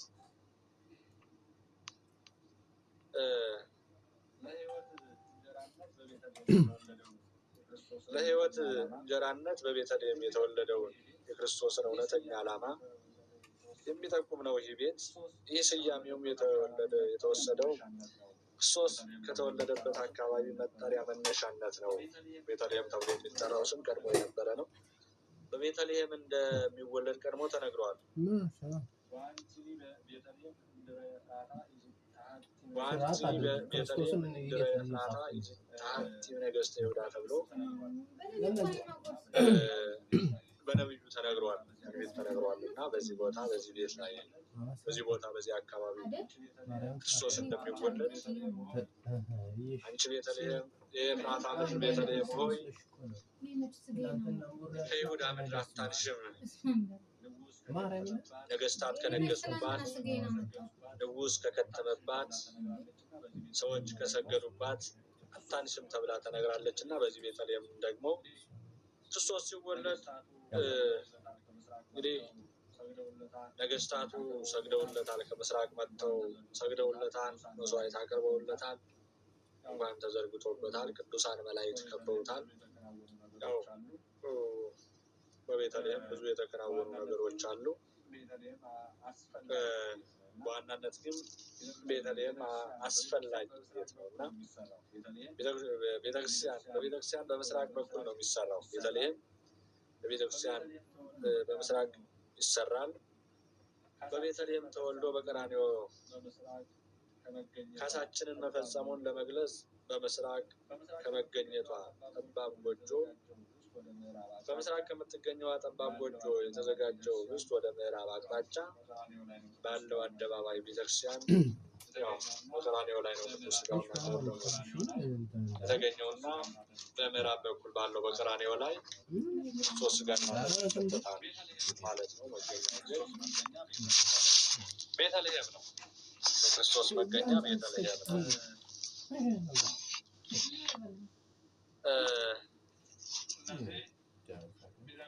ስለዚህ እነዚህ ቤተክርስቲያን ባለበት ሁሉ አስፈላጊዎች ናቸው። ቤተክርስቲያን በተተከለችበት ሁሉ እነዚህ ስድስቱም ይተከላሉ። በየአቅጣጫው ስድስቱም የሚሰሩበት የእያንዳንዳቸው ቦታቸውን አይተናል እና የሁሉም የሚሰሩበት ቦታ አላቸው። ቦታቸውን ሳይለቁ መገኘት ባለባቸው ቦታ ተገኝተው መስጠት ያለባቸውን አገልግሎት ያለማቋረጥ ሁሉ ጊዜ ይሰጣሉ። አገልግሎት ይከናወንባቸዋል፣ ይፈጸማሉ ማለት ነው። እንግዲህ ሐዋርያት በዲድስቅልያ በመጀመሪያው ቆሮንቶስ በ30ኛው አንቀጽ በታቦቱ ላይ አቅርበው የሚሰዉትን መስዋዕት ዕለቱን ስለሚደረገው ስለሚከናወነው አርአያ መስዋዕት ብዙ ተናግረዋል፣ ብዙ ብለዋል። ይህን እንበልና ወደ ቀጣይ እናልፋለን እና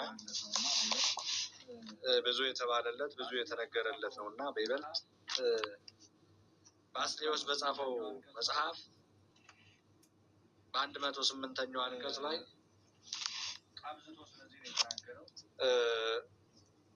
አብዝቶ ስለዚህ ነው የተናገረው።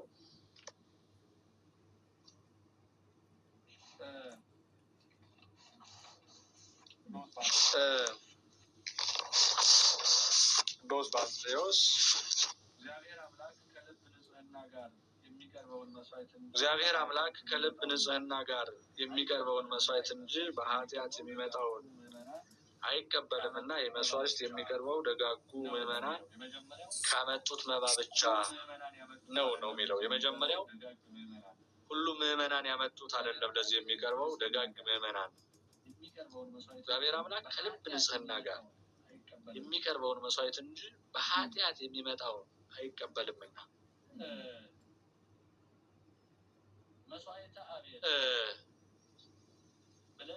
መስዋዕተ አቤል ብለን ብዙ ጊዜ አባቶቻችን መስዋዕተ አቤልን የተቀበለ የእኛንም መስዋዕታችንን ይቀበልልን ተብሎ ስለ ደጋጉ መስዋዕት አብዝቶ የሚነገርበት ምክንያት ከልባቸው ደግነት ከስጦታቸው እንዲያው ከሚያደርጉት ነገር ከልባቸው ንጽህና እግዚአብሔር የሚገባው ለእግዚአብሔር የሚቀርበው ንጹህ ነገር ነው ብለው ፈርተው ተጠንቅቀው እግዚአብሔር ለሚያቀርቡት ነገር ተጠንቅቀው ነው የሚያደርጉት። ፈርተው ነው የሚያደርጉት። ይሄ ልባቸውን ለእግዚአብሔር ያላቸውን ቀረቤታ ለክብሩ የሚሰጡትን ራሳቸውን ለእግዚአብሔር እንዴት እንዳስገዙና ከደጋግ ምዕመናን ነው የሚል ይሄ መቅረብ ያለበት ይላል። ይሄ መቅረብ ያለበት ለዚህ አገልግሎት የሚቀርበው ለዚህ ለተቀደሰ ዓላማ ለዚህ ሕይወት ለሚሰጠው ክርስቶስን ተክቶ ክርስቶስ በአምሳለ ሕፃን ወርዶ በታቦቱ ላይ የሚሰዋው በዚህ ነው። ይሄ ደግሞ ከማን መምጣት አለበት ካልን ከደጋግ ምዕመናን ቅን ከሆኑ ደጋግ ከሆኑ ልባቸው ንጹህ ከሆነ ተንኮል ከሌለባቸው ቂም በቀል ቅናት ምቀኝነት በልባቸው አስበውት ከማያውቁ ለእግዚአብሔር ይገባዋል ብለው በንጽህና በቅድስና ይዘውት ከመጡት ከንጹሁ መባቸው ለዚህ አገልግሎት ይቅረብ ነው። ይህ ከደጋግ ምዕመናን መቅረብ እንዳለበት እንግዲህ ቅዱስ ባስልዮስ አበክሮ ነግሮናል ማለት ነው። አበክሮ ነግሮናል። ከዚህ ሌላ ግን በሰውና በእግዚአብሔር ላይ በመማፀን ነፍስ በመግደል በሴሰኝነት ጣዖት በማምለክ ወዘተ የሚመጣውን ገንዘብ ለመስዋዕት ማዋል የተከለከለ ነው። ይህ የተከለከለ በሰውና በእግዚአብሔር ላይ በማመስ በሰውና በእግዚአብሔር ላይ በማመስ ይህ ይገባቸዋል። ለሰዎች ታዛዥ ቅን ደግ ያልሆኑ ሰዎች ሰዎችን የሚያቃልሉ ሰዎችን የሚሳደቡ ሰዎችን እንደፈለገ የሚያደርጉ ነገር ግን ገንዘብ ስላላቸው ብቻ ዝም ብለው አምጥተው ጥለው የሚሄዱ በትነው የሚሄዱ ስላላቸው ያ እነሱ የበደሉትን በደል ሁሉ ልባቸውን ሀሳባቸውን አይምሯቸውን ወደ እግዚአብሔር ሳይመልሱ ገንዘባቸውን ብቻ አምጥተው የሚጥሉ ማለት ነው። ለእግዚአብሔር የማይታዘዙ ማለት ደግሞ የማይጾሙ የማይጸልዩ እግዚአብሔርን የማይማጸኑ ለእግዚአብሔር ያልተገዙ ማለት ነው። ጾም ጸሎት የሌለው ምዕመን እግዚአብሔር የማይገዛ እግዚአብሔር የማያውቅ። ስለዚህ ከእንደነዚህ አይነት ምዕመናን እንዳይቀበሉ ነው። እንዲህ አይነት አገልግሎት ማቅረብ የማይችሉ እግዚአብሔር በሰውም ላይ ካመፁ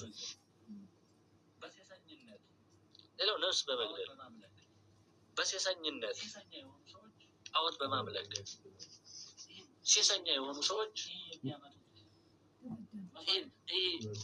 ይህ የሚያመጡት መስዋዕት ለዚህ አገልግሎት አይውል አይቀርም።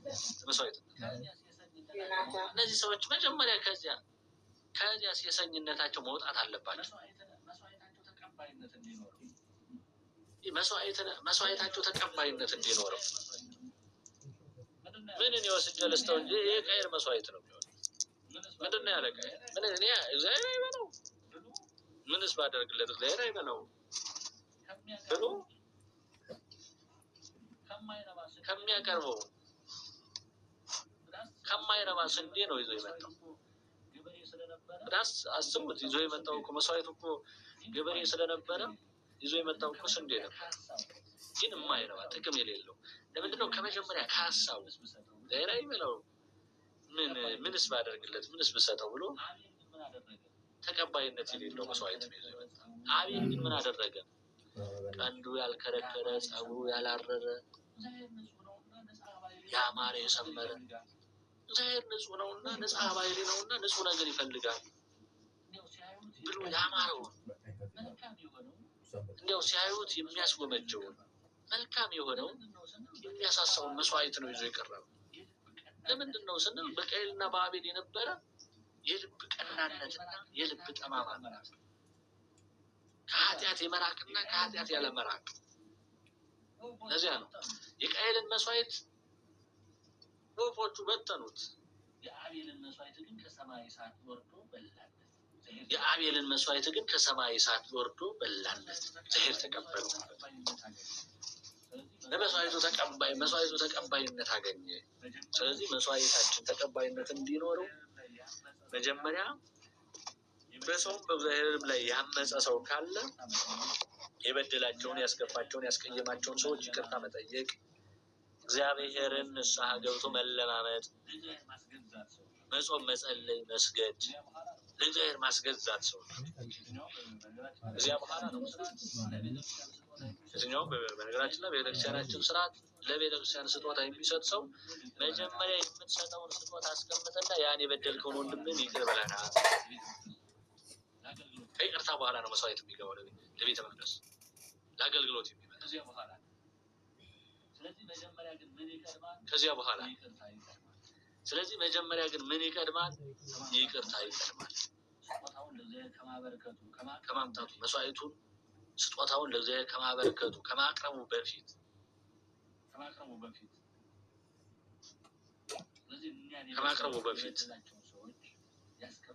ስለዚህ እኛን የበደላቸውን ሰዎች ያስከፋቸውን ያስቀየማቸውን ያሳዘናቸውን ሰዎች ምን ዋጋ አለው ምንስ ቢያመጣ ምንስ ቢሰጥ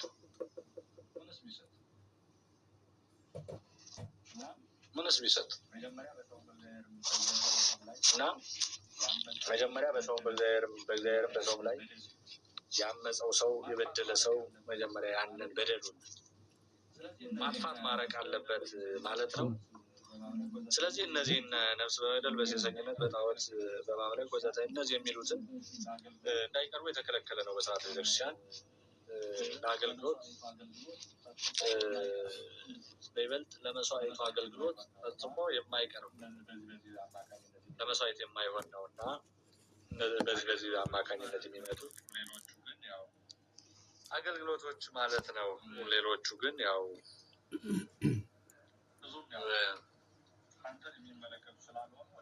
ብዙም ያው እናንተን የሚመለከቱ ስላልሆኑ ወደዛ አልገባምና የዚህ አገልግሎት በቤተልሔም የሚፈጸመው አገልግሎት የመስዋዕቱ አገልግሎት በቤተልሔም ተገኝቶ በቀራንዮ ስለወረደው ስለ ክርስቶስ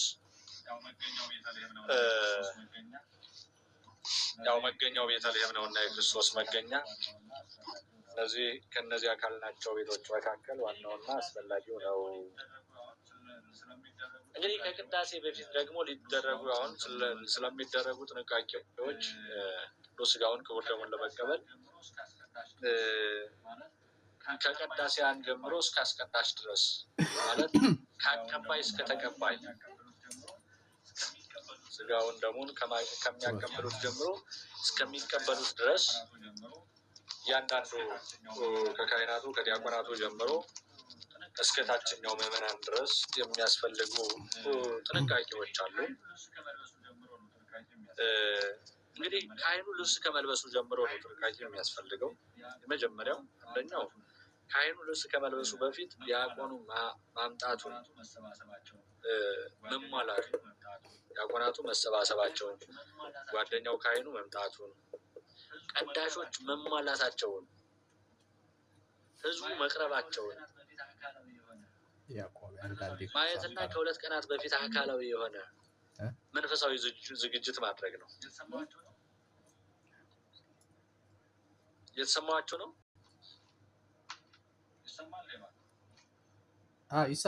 ይሰማል መምህር ሳሚ ይሰማል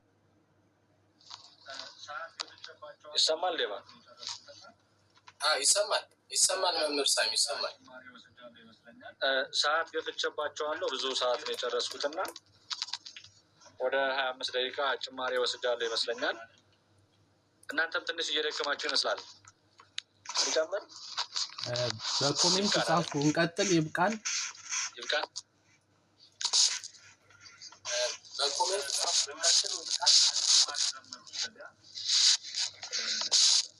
በቃ ለማንኛውም እስኪ አንድ ዝማሬ ዘምሩ እስከዚያ። አቤት መምህር ሳሚ ዴባ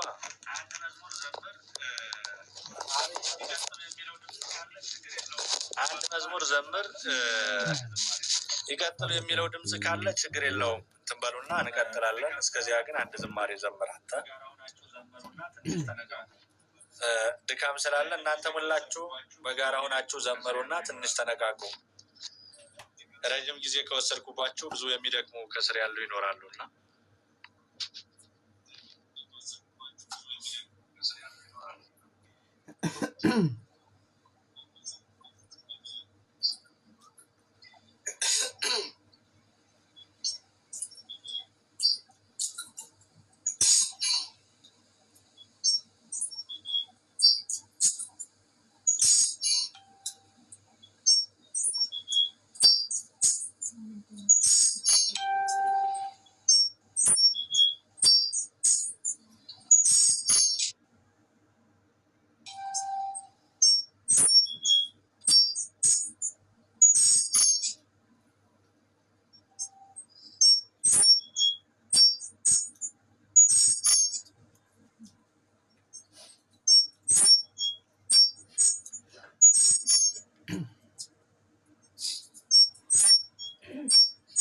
እሺ ድል አለ በስምህ እያልን እንዘምራለን። ድል አለ በስምህ ድል አለ እሺ ድል አለ በስምህ እያልን እንዘምራለን። ድል አለ በስምህ ድል አለ በቃሽ በእግዚአብሔር አምነን እያልን እንዘምራለን። ድል አለ በስምህ በእግዚአብሔር አምነን እንዘምራለን። ድል አለ በስምህ ድል አለ በቃል ማን ጋር ነው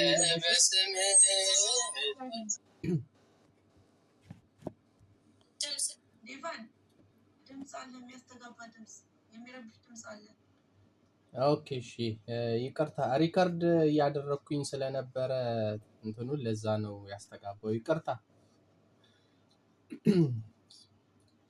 ድል አለ በስምህ ድል አለ በቃል ድል አለ በስምህ ድል አለ በቃል ተራራው ይናዳል አማኑኤል ስል ባህር ይከፈላል መድኃኔዓለም ስል ድል አለ በስምህ ድል አለ በቃል ድል አለ በስምህ ድል አለ በቃል ተራራው ይናዳል አማኑኤል ስል ባህር ይከፈላል መድኃኔዓለም ስል ቃዴስን ታላቁን በረሃ አለፍነው ሳንጠማ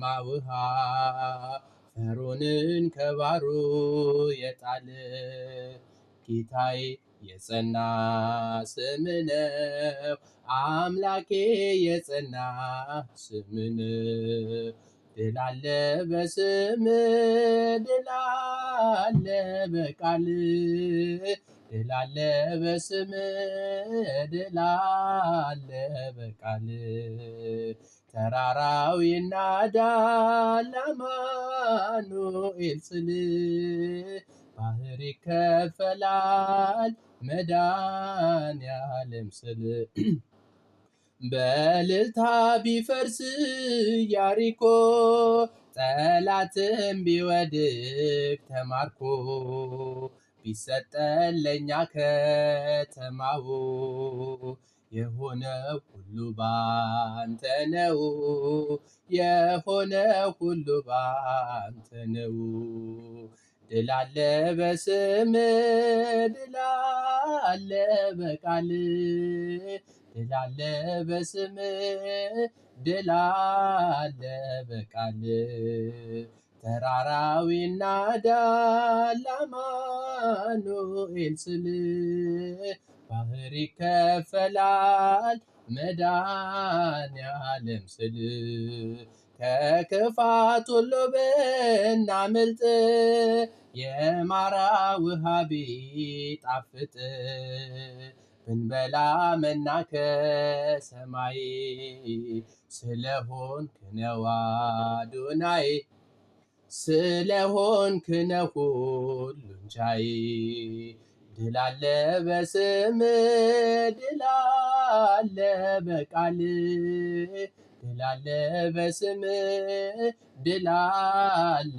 በቃልህ ተራራው ይናዳል አማኑኤል ስልህ ባህር ይከፈላል መድኃኔዓለም ስልህ የቆምነው ዛሬ በሕይወት ስምህን አርገን ነው ጉልበት ከሜዳ ተጠርተን ብነግስ ሆነነው ክብርና ሞገስ ሆነነው ክብርና ሞገስ ድል አለ በስምህ ድል አለ በቃልህ ድል አለ በስምህ ድል አለ በቃልህ ተራራው ይናዳል አማኑኤል ስልህ ባህር ይከፈላል መድኃኔዓለም ስልህ የወደደኝ ጌታ ምን አድርጌለት ነው ብዘምርለትም ያንስበታል ይኸው ከውድቀቴ አንስተህ ድካሜን ያገዝክ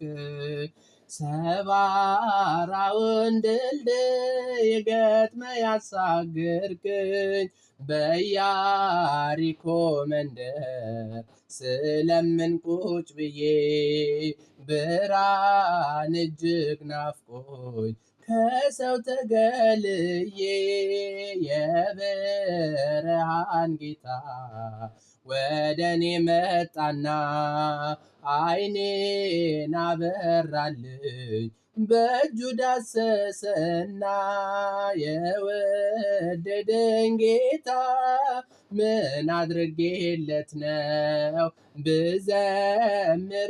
ብዘምርለትም ያንስበታል ይኸው ከውድቀቴ አንስተህ ድካሜን ያገዝከኝ ሰባራውን ድልድይ ገጥመህ ያሻገርከኝ ለብዙ ዘመናት አልጋ ላይ ተኝቼ የሚረዳኝ አጣሁ ጠሉኝ ዘመዶቼ የኔ ጌታ አምላኬ ወደኔ መጣና አልጋህን ተሸክም አለኝ ፈወሰና የወደደኝ ጌታ ምን አድርጌለት ነው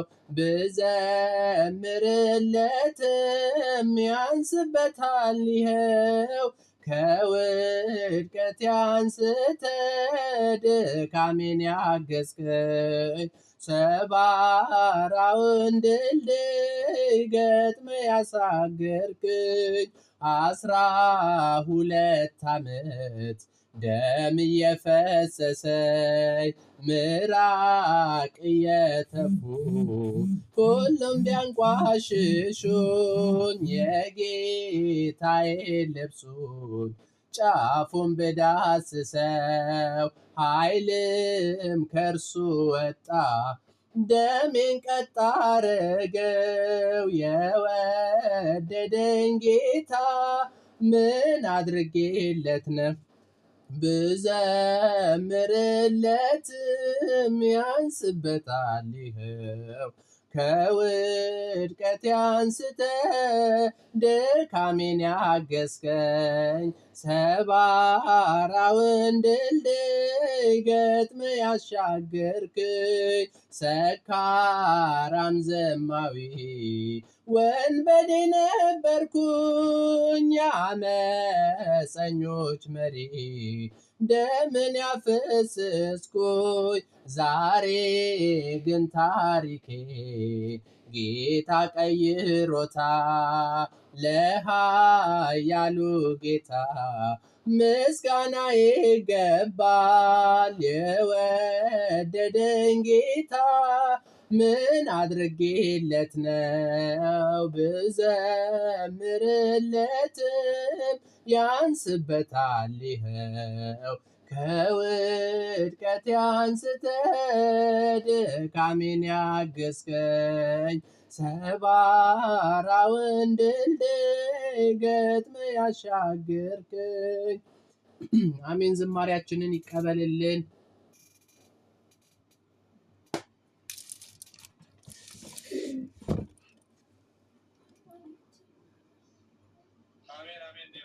ዝማሬ መላእክትን ያሰማልን። እግዚአብሔር የአገልግሎት ዘመንን ይባርክልን። አሜን። እዚህ በላይ በዝማሬ እንድታዝናናን እግዚአብሔር እንድታገለግል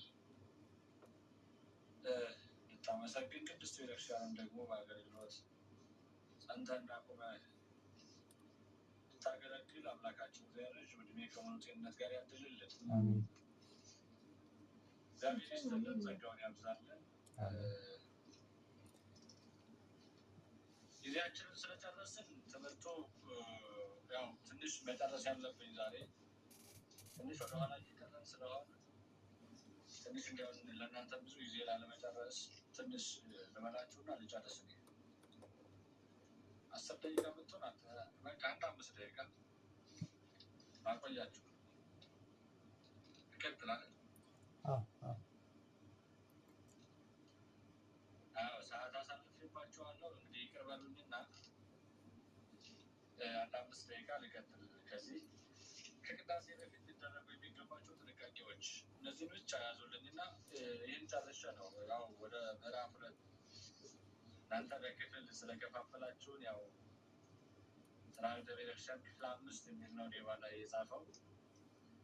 ጥሩ ነው እንግዲህ ክፍሉን ያው በክፍል ነው የተጻፈው። በምዕራፍ ግን እኔ ባስቀመጥኩት ያው በተቀመጠው ስርዓተ ቤተክርስቲያን አንዳንድ ላይ ከምዕራፍ 1 ዛሬ አጠናቀናል ማለት ነው። ይህን ብዬ ልጨርስ።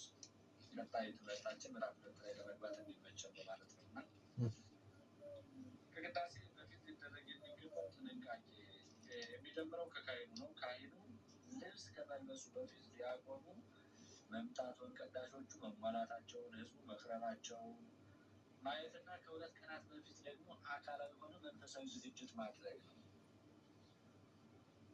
አካላዊና መንፈሳዊ ዝግጅት እንግዲህ አካላዊ ዝግጅቱ ምንድን ነው ከተባለ ከ2 ቀን በፊት ባለትዳር ከሆኑ ከሩካቤ ከግንኙነት መራቅ መቆጠብ አለባቸው። እንዲሁ ደግሞ ሌሎች ዝኔት ምናምን የሚባል ነገሮች አሉና ከትዳሮችም የሆኑ ሰዎች በሌሊት ለእነዚህ ነገሮች ካሉ ከእነዚህ ነገሮች አካላዊ ንጽህናቸውን መጠበቅ አለባቸው ማለት ነው። አካላዊ ንጽህናቸውን እነዚህ ነገሮች ከ2 ቀን በፊት አካላዊ ንጽህናቸውን አካላዊ ዝግጅታቸውን መዘጋጀት አለባቸው ማለት ከነዚህ መጠበቅ አለባቸው። ከዚያ ሌላው መንፈሳዊ ዝግጅት የሚባለው ደግሞ በዚያ ላይ ስለሚያደርጉ መንፈሳዊ አገልግሎት ቃለ እግዚአብሔር አለና ስለሚቀርበው መንፈሳዊ አገልግሎት ዝግጅት ያስፈልገዋል፣ ጥንቃቄ ያስፈልገዋል። ምክንያቱም በዚያ ቦታ ላይ የሚሰዋው ነፍስ የተለየው መለኮት የተዋሃደው ፍጹም ሰው ፍጹም አምላክ የሆነው ክርስቶስ ነው የሚሰዋው እና በዚህ ጊዜ ደግሞ እጅግ በጣም ጥንቃቄ ያስፈልገዋል እና አካላዊና መንፈሳዊ ዝግጅት ያስፈልጋሉ ማለት ነው። አካላዊና መንፈሳዊ ዝግጅት በዚህም ላይ ደግሞ ያው 10 ሰዓት መጾም ያስፈልጋል።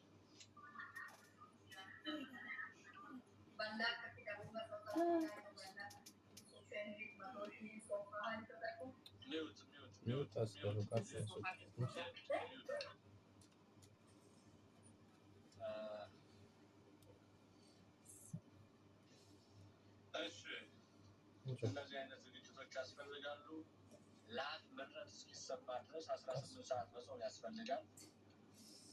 18 ሰዓት እነዚህን ሰዓታት ጾም ያስፈልጋል ማለት ነው። እንግዲህ ክርስቶስ ከተያዘበት ከሐሙስ ከ3 ሰዓት ጀምሮ እስከ 5 ከ9 ሰዓት ድረስ ያሉት ክርስቶስ በመከራ ላይ የቆዩ 18 ሰዓታት ነው። ክርስቶስ በመከራ በስቃይ በሕማማት ላይ እነዚህ 13ቱ ሕማማተ መስቀል የምንለው ስለ ክርስቶስ መከራ የምንናገርበት በአጠቃላይ እነዚህ 18 ሰዓታት ናቸው ሰዓቶቹ እና 18 ሰዓት ነው የቆየው። ይህም ሰው ደግሞ የክርስቶስ መከራ እያሰበ እነዚህ ሰዓታት መቆየት አለበት። በጸሎት በጾም ማለት ነው። በጾም አለበት 18 ሰዓት የሚቀድሰው የሚያስቀድሰው የሚያቀብለው የሚቀበለው እነዚህ ሁለቱ ቅዱስ ሥጋውን ክቡር ደሙን ተቀባዮች ስለሆኑ እኒህን ሰዓታት ማክበር አለባቸው፣ መጾም አለባቸው። እነዚህ አይነት ዝግጅቶች ያስፈልጋሉ ማለት ነው። ከቅዳሴ በፊት እነዚህ ዝግጅቶች ያስፈልጋሉ። ሁለተኛው ቀኖና ይዞ ሳይፈጽም ለሞት የሚያበቃ ጽኑ ደዌ የያዘው ሰው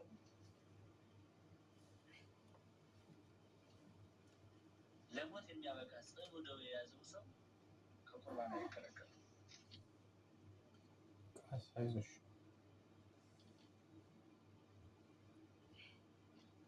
ለምን?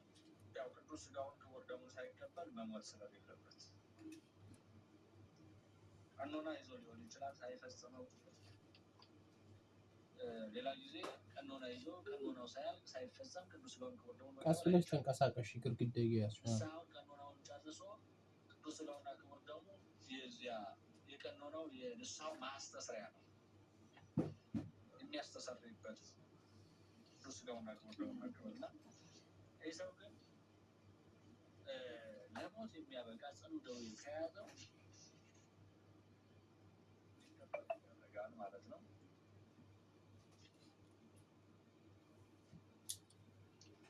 ሌላው ሥጋውና ደሙን ለመቀበልም ሆነ ለማቀበል በሕግ የተጻፉትን አጽዋማት ጠንቅቆ መጾም አለበት። በሁለተኛ ቆሮንቶስ አንቀጽ 46 ላይ ተጽፏል እና ሥጋውን ደሙን ለመቀበልም ሆነ ለማቀበል የሚቀርቡ ሰዎች በሕግ የተደነገጉ 7 አጽዋማት አሉ። 7 አጽዋማት አሁን የምንጾመውን ጾም ጨምሮ ማለት ነው። እነዚህ ጾመ ሐዋርያት ወይም ሰኔ ጾም ብለን የምንለው ጾመ ሐዋርያት፣ ጾመ ድህነት፣ ዓርብና ሮብ አሁን ይገባሉ። እነሱም ጾመ ድህነት የሚባለው ዓርብና ሮብ ነው። ከትንሣኤ ውጭ ሁልጊዜ ሌላ ጊዜ ዓርብና ሮብ አሉ። ቀስ በይ እንትን እንዳትዪ። አለ ሰኔ ጾም፣ ጾመ ድህነት አለ፣ ዓርብና ሮብ። ከዚያ ሲቀጥል ደግሞ ጾመ ማርያም አለ፣ ፍልሰታ ጾም ከነሐሴ 1 ጀምሮ እስከ 16 የምንጾመው ጾመ ማርያም ፍልሰታ ጾም ጾመ ማርያም ብለን ነው የምንጠራ ጾም። ከዚያ ቀጥለን ደግሞ ኅዳር ጾም አለ፣ ጾመ ነቢያት። ከኅዳር ጾም ቀጥሎ ጾመ ገሃድ የምንለው የጥምቀትና የጾመ ነቢያት የኅዳር ጾም የመጨረሻ ላይ እና ጥምቀት ላይ የምንጾመው ጾመ ገሃድ የሚባለው ጾም እንዳንድ ጾም ከ7ቱ አጽዋማት አንዱ የገሃድ ጾም አለ። ሌላው ጾመ ነነዌ የምንላት በዚህ በአብይ ጾም ከመግባቱ በፊት ጾመ ነነዌ ለ3 ቀን የምንጾማት ሰኞ ጀምረን ሮብ የምንጨርሳት ማለት ነው። ጾመ ነነዌ አለች። ከዚያ ቀጥለን ትልቁ ጾም አብይ ጾም አለ። ጌታችን መድኃኒታችን ኢየሱስ ክርስቶስ የጾመው ጾም እና እነዚህ አጠቃላይ 7 ናቸው። እነዚህን በአዋጅ የተደነገጉትን 7ቱን አጽዋማት መጾም አለበት። ማን? ተቀባዩና አቀባዩ ቅዱስ ሥጋውና ክቡር ደሙን የሚቀበሉት። ዛሬ ላይ እንግዲህ ይሄን ላለማድረግም ላለማከናወንም ቢሆን እንግዲህ ወደ ቅድስት ቤተክርስቲያን ወስደን በቤተክርስቲያን ውስጥ ሙሊት የምናደርጋቸው ህጻናትን እኛ ግን የለም እነሱን አቀባዮች ብቻ ነን። አይደለም እንዴ? እንዲያ እኮ ነው የምታደርጉ እህቶቻችን። ልጆቻችሁን ይዛችሁ ትሄዳላችሁ፣ ህጻናቶቹ ይቀበላሉ፣ እናንተ አትቀበሉ። ስለዚህ በአጠቃላይ ግን በዚህ ስርዓት ላይ እነዚህ የተደነገጉትን በአዋጅ የተደነገጉትን ጾሞች መጾም አለበት። ቤተክርስቲያን ሰፍራና ለክታ ያስቀመጠቻቸው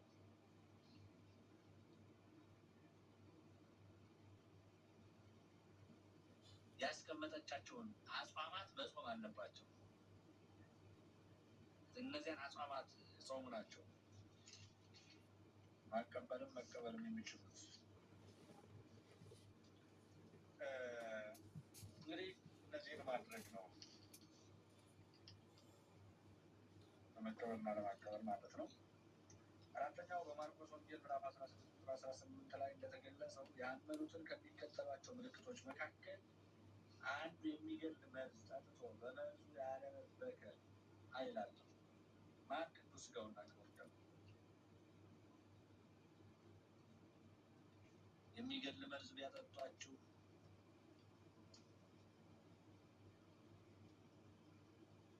እባብ ቢነድፋችሁ ምንም አትሆኑ የተባሉት። ስለዚህ ይህ ቅዱስ ሥጋና የክቡር ደም ይህን ያህል ኃይል አለው።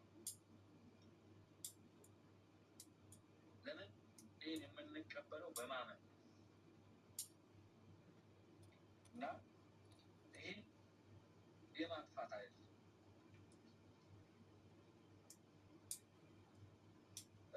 ለዚህ ነው በዮሐንስ ወንጌል ምዕራፍ 28:3 ላይ ተዘግቧል። እና በዚህ ሥጋና ደም ላይም ማንም መርዝ ቢሰጠው አምኖ ከተቀበለው የሚጎዳ ነገር አለመኖሩን መረዳት ይኖርበታል። ማንም ሰው እርሱ አምኖ የሚቀበለው ቅዱስ ሥጋውና ክቡር ደሙን ነው። በዚህ መካከል ግን ይሄ ቢኖር ይህን የማጥፋት ኃይል አለው። ቅዱስ ሥጋውና ክቡር ደሙ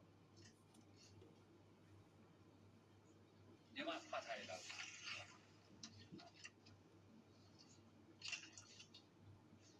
ስለዚህ ሌላው አምስተኛው ለጸሎት ለቁርባን የመጡ ሰዎች እንዲሁ በጸጥታ ከመቆም ተሰጥኦ ከመቀበል ባሻገር አለመሳቅ፣ አለመነጋገር ያስፈልጋል። ቅዱስ ሥጋውን ክቡር ደሙን ለመቀበል መጥተው ለጸሎት ለቁርባን የመጡ ሰዎች እንዲሁ በጸጥታ ከመቆም ተሰጥኦ ከመቀበል ባሻገር በዚያ ላይ የሚቆሙ በጸጥታ ነው። የሚነገረውን ቃለ እግዚአብሔር ደግሞ አብሮ መከታተልና ተሰጥኦ መቀበል ያስፈልጋል። መጀመሪያ መንፈሳዊ ዝግጅት የተባለው ለዚህ ነው። ምዕመናን ወደ ቤተክርስቲያን ለማስቀደስ ቅዱስ ሥጋውን ክቡር ደሙን ለመቀበል ከመሄዳቸው በፊት ስለሚቀደሰው ቅዳሴ አውቀው አይተው ግጻዊውን ተሰጥኦ ለመቀበል ተዘጋጁ። ዛሬ በነገራችን ላይ ብዙ ነገር በእጃችን አለ። ያሰነፎቹ ነን እንጂ ብዙ ነገር ተደራሽነት ያለው ነው እና እንዴት መዘጋጀት እንዳለብን፣ እንዴት ማየት እንዳለብን፣ እንዴት መያዝ እንዳለብን ሁሉ ነገር ተዘጋጅቶ ነው ያለ እና ያንን ማድረግ ይቻላል። ለምዕመናንም እኛ ለምዕመናን ይቻላል በደንብ እና መንፈሳዊ ዝግጅት ከሚባለው አንዱ ስለተሰጥኦ ስለሚገለገለው አገልግሎት ስለሚቀደሰው ቅዳሴ አውቆና ተጠንቅቆ መሄድ ነው።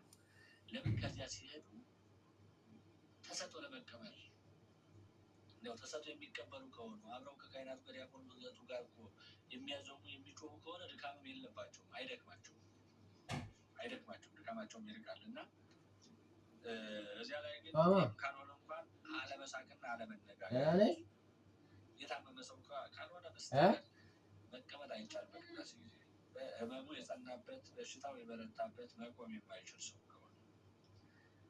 ሌላውና ስድስተኛው ከማንኛውም ሥጋዊ ተግባር በተለየ መልኩ በሙሉ ጸጥታና ንቃት ግዴለሽነትና መዘላልነትን አስወግዶ በመንፈሳዊ ስሜት መቅረብ ያስፈልጋል። በዚህ ጊዜ ከማንኛውም ስጋዊ ተግባር በተለየ መልኩ በሙሉ ጸጥታና ንቃት፣ ግዴለሽነትና እንዝላልነት አስወግዶ በመንፈሳዊ ስሜት መቅረብ ያስፈልጋል። በመንፈሳዊ ስሜት ይህ አውሊድስ አንቀጽ 28 ላይ ተጽፏል። ስለዚህ ቤቱን መቅረብ እንዳለበት፣ ስለዚህ መንፈሳዊ ስጋውን ደግሞ ለመቀበል ስንቀርብ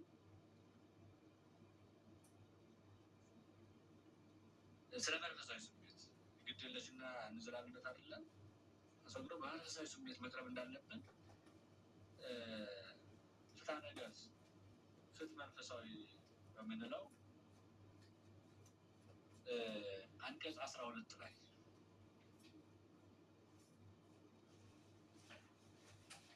በመንፈሳዊ ስሜት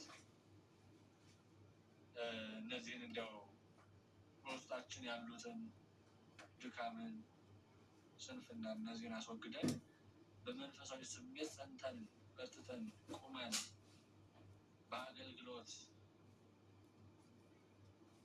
በመንፈሳዊ ሕይወት ታድሰን መቆም እንዳለብን በዚህ አገልግሎት ውስጥ ማለት ነው።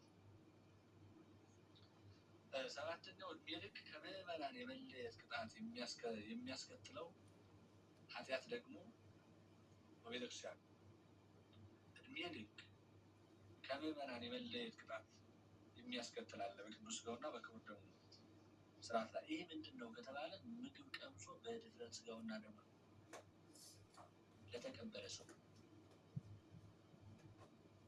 ምግብ ቀምሶ ሥጋውንና ደሙን የተቀበለ ሰው፣ በድፍረት የተቀበለ ሰው ካለ ዕድሜ ልክ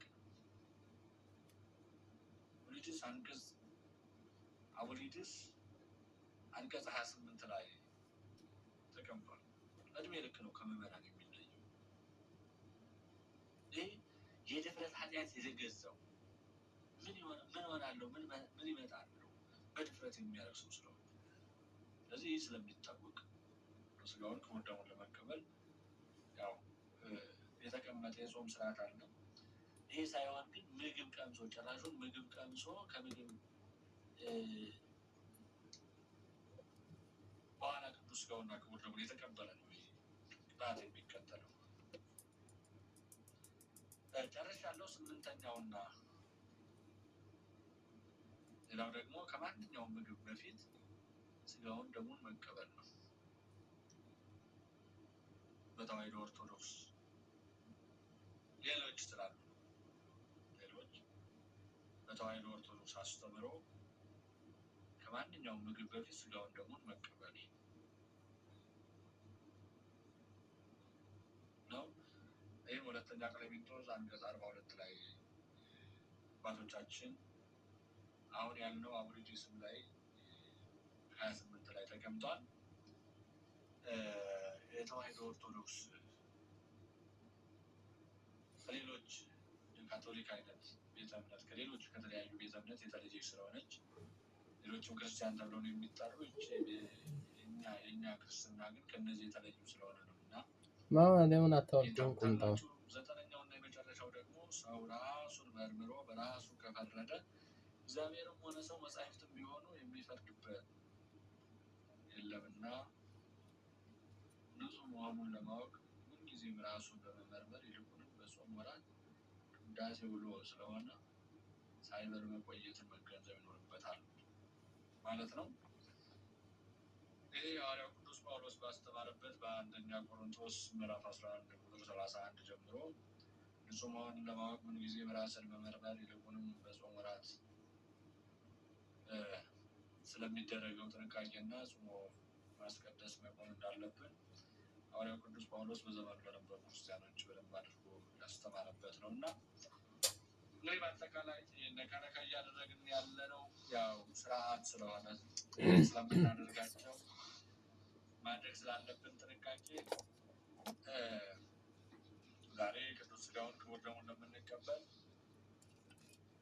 ይኸውን ጥንቃቄውን አድርገን ወደ ቅዱስ ሥጋውና ወደ ክቡር ደሙ መቅረብ እንዳለብን፣ ሌላው ደግሞ እንደ እግዚአብሔር ፈቅዶ የሚሰጡን ዛሬ ላይ መቅረብ አቅቶን ነገ ለመቅረብ ያው አሁን ላይ ሳይማታለን ቀርቶ ደግሞ እድሜ ጨምሮልን ለዚያ ቢያበቃል ብለን ስለምናደርገው ስለሚደረጉ ጥንቃቄዎች ናቸው እና ብዙ ጊዜ ያው ስርዓቱንም ትምህርቱንም እናውቃለን፣ እንማራለን። ተግባሩ ላይ ግን ባዶ እንሆናለን እና አምላካችን ከዚህ ይሰውራል። ምክንያቱም ያው የሚጠቅመንና እግዚአብሔር ጋር የሚያገናኝን ትንሽም ብትሆን ባለችን ደካማ እውቀት ማድረግ ስንችል ብዙ በማወቃችን ስርዓቱን ብዙ በመማራችን ስርዓቱን ብዙ በማወቃችን አሁን ቀምሮውን ትውፊቱን ጠንቅቀን በመማራችን የምናገኘው ያው ጥንቃቄ ይኖራል እንጂ ስለ እምነታችን መረዳቱ ስለ እምነታችን ለመረዳት እምነታችን ጠንቅቀን ስለማወቅ እንችል ይሆናል እንጂ ህይወትን በማወቅ ብቻ አያስገኝም። ህይወት የሚያስገኙ መስራት ነው። ይህ ማለት ነው ሁላችንም ለስራው ያብቃን ይላል። ቅዱስ ነው ለክቡር ደግሞ ያብቃን። ያብቃችሁ ብዙዎቻችሁ ትኖራላችሁ፣ እየተቀበላችሁ ያላችሁ በቅዱስ ስጋው በክቡር ደግሞ ጸንታችሁ ያላችሁ በጋብቻ ህይወት ናችሁ፣ ብቻችሁን ሆናችሁ በተለያየ መልኩ ቅዱስ ስጋው ክቡር ደግሞ እየተቀበላችሁ ያላችሁ ትኖራላችሁ። የሌላችሁ ካላችሁ ግን አስቡበት፣ ጥንቃቄ ያስፈልገዋል እና ትንሽም ቢሆን መስራት ነው ህይወት ያሰብተው መኖር ነው። በዚህ በተግባር ስንኖር ነው በላይኛዋ በኢየሩሳሌም በእግዚአብሔር መንግስት ተሰብስበን መኖር የምንችለው። ዛሬ ያልተኖረ ህይወት ነገ ላይ አይገኝም። ዛሬ የሌለ ንጽህናና ቅድስና ነገ ላይ ከሞት በኋላ የምናገኘው ንጽህናና ቅድስና የለም። ከሞት በፊት ጥንቃቄ፣ ከሞት በፊት መስራት፣ ከሞት በፊት መትጋት፣ መቆም፣ መበርታት፣ መጠንከር ያስፈልጋል እና ጠንክረን እንድንቆም በርትተን እንድንኖር እንዲያው እግዚአብሔር የሚወደውን ስራ እንድንሰራ አምላካችን እግዚአብሔር ይርዳል።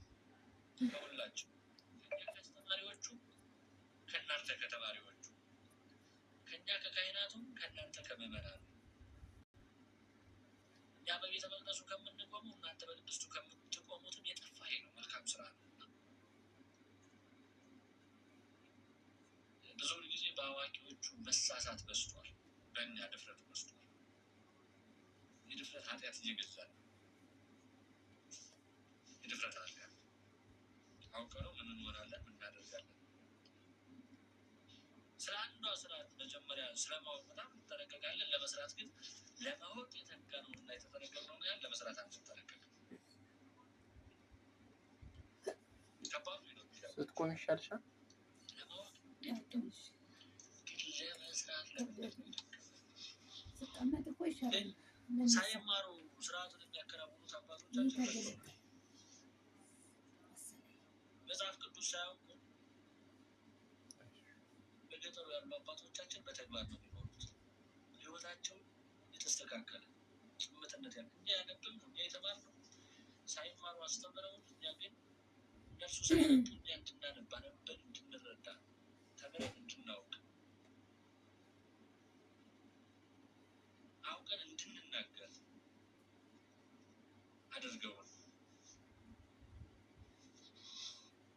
ያን ህይወቱ ግን አጥተነዋል በራሳችን እና አምላካችን እግዚአብሔር ይርዳል።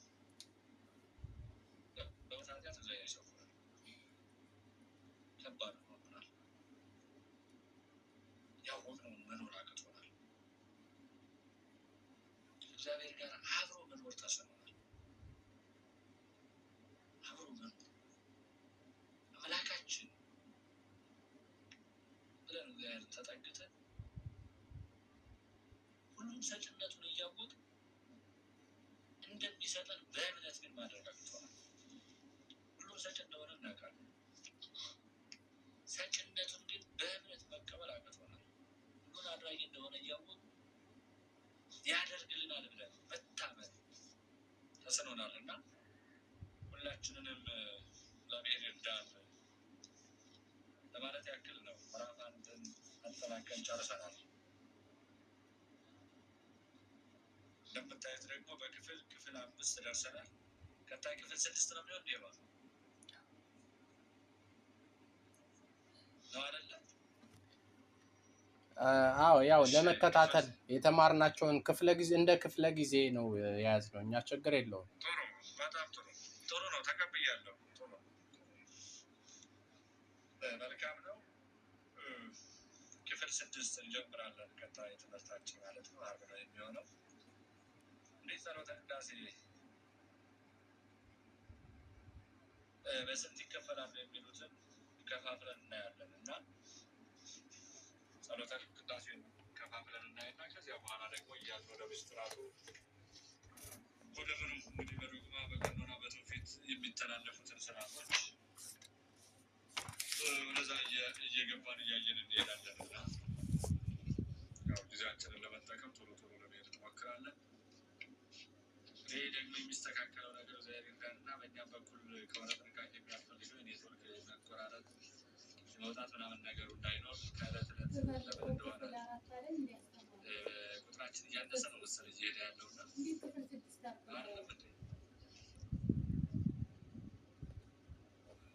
ቁጥራችን እየበዛ ሲሄድ የሚያስደስተው እንዲሁም ለሞራላችን ለመምህራን አስተማሪዎችን እና ለሁሉም ነገር እግዚአብሔር ይርዳን። ዛሬ ትምህርታችንን ጨርሰናል። ይቆያል።